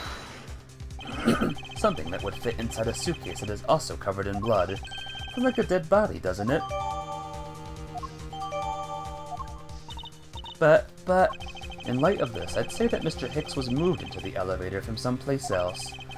Which means that the murder was committed in an entirely different location. So you're saying that after moving the body into the elevator, the killer brought the suitcase in here and just left it? Exactly. What is it? Nothing. Just that I was thinking about what Miss Rhoda said about the coming here for something. Excuse me, Mr. Edgeworth. I wanted to give you a bit more time, but I'm afraid I wasn't able to convince the captain. I'm very sorry, Mr. Edgeworth, but the captain feels that he has allowed you ample time. He says that he'd appreciate it if you could wrap it up here and return to your seat. I understand his sentiments. However, if I'm not allowed to complete my investigation, the crime scene may become contaminated by the time we land. I must stop, and I insist I be allowed to oversee the preservation of the two sites. Under your supervision, of course. If that's your only condition, then I believe we can accommodate your wishes. I'm here to assist you in any way that I can, Mr. Edgeworth. Sounds like fun. We can camp out and watch over everything together. I found proof that the real crime scene was not in the lounge, and that I have enough evidence to prove myself to be innocent of any wrongdoing. And yet, regarding what Miss Mealy reminded me about Miss Tenero, I can't allow my investigation to end here. The truth must come to light. Alright. Couple more minutes. We have 3 more minutes. Let's make use of those 3 minutes, eh? Uh-oh. I see someone familiar here, guys. I don't know if you guys do or not. I know that once we landed, I'm supposed to let the local police take over, and that thanks to Miss Tenero and Miss Mealy, I was able to preserve the crime scene. But I just can't shake it. I wasn't able to talk with Miss Tenero in private, so I'm left wondering just what she was up to. Why did she do what she did? There must be a way for me to continue my investigation. I've been expecting you, Miles Edgeworth. She's back! Franziska? I thought you were still in Germany. I go where I am needed, and wherever there are criminals to be caught. Her name is Franziska von Karma, the daughter of my mentor, Manfred von Karma. She, like myself, is a prosecutor. Are you heading up this case? It would be a bit of a relief if you are. Don't you try to flatter me, Miles Edgeworth. I'm placing you under arrest. What? It's quite frustrating, actually. I had hoped to exact my revenge on you in a different venue, but I'll have to take what I can get. I never thought I'd see the day when a disciple of the House of Von Karma would become a criminal. Have you no shame? She's back, I know! Von Karma, Franziska Von Karma's returned! Wait, has all been a misunderstanding? I didn't kill the victim! A misunderstanding? I heard all about the murder over the police radio from the captain himself. You waited for the victim on the first floor and then beat him to death. Franziska, do you honestly believe that I killed a man? I suppose I should reserve judgment until after I have investigated this for myself. I can put your arrest on hold until then. That's as it should be. Huh, I don't need a lecture on how to perform my duties from you of all people. To be perfect in every way, the fulfillment of that creed alone is all I strive for. Well, I have my own creed for which I must fulfill, so why don't we solve this together? I have to get going. The crime scene awaits. Don't you dare leave town. Trust me, I had no intention to. Detective Gumshoe. Yes, sir. Yes, sir. Too slow. Ow! Listen up. I'm leaving you in charge of watching this man. Don't mess up, understand? But Mr. Edgeworth, I'm supposed to guard him. A simple yes or no, detective. Ah, yes, sir. Understood, sir. You just leave it to me. Miles Edgeworth. If you interfere with my investigation, I'll arrest you on the spot. Are we clear? Now then, if you'll excuse me. Good to see you again, Mr. Edgeworth, sir. Boy, am I glad to see you're okay. Thank you, detective. I believe in you, sir. You can lean on me. I'll get you through this. I have to admit, I'm a bit curious as to what Franziska is up to. Maybe I should ask the good detective. Very well. In that case, I have a few questions for you. Ah, the old music. But first off, does anyone recognize... Does anyone recognize this guy right here? Let me talk to him real quick. Looking from behind, I think I've seen this man somewhere before. Nom nom nom nom nom. In Soviet Russia, world flag lunchboxes eat you. Whatever face that is. Found it, lol. Oh, I feel a wave of creative powers coming on. It's over 9,000. Lols. For my next lit movie, it's gonna be the Steel Samurai, warrior of Neo Old Tokyo, versus the World Samurai, champion of Earth. It's gonna rock soar so many box sores. So the Steel Samurai is finally getting a movie.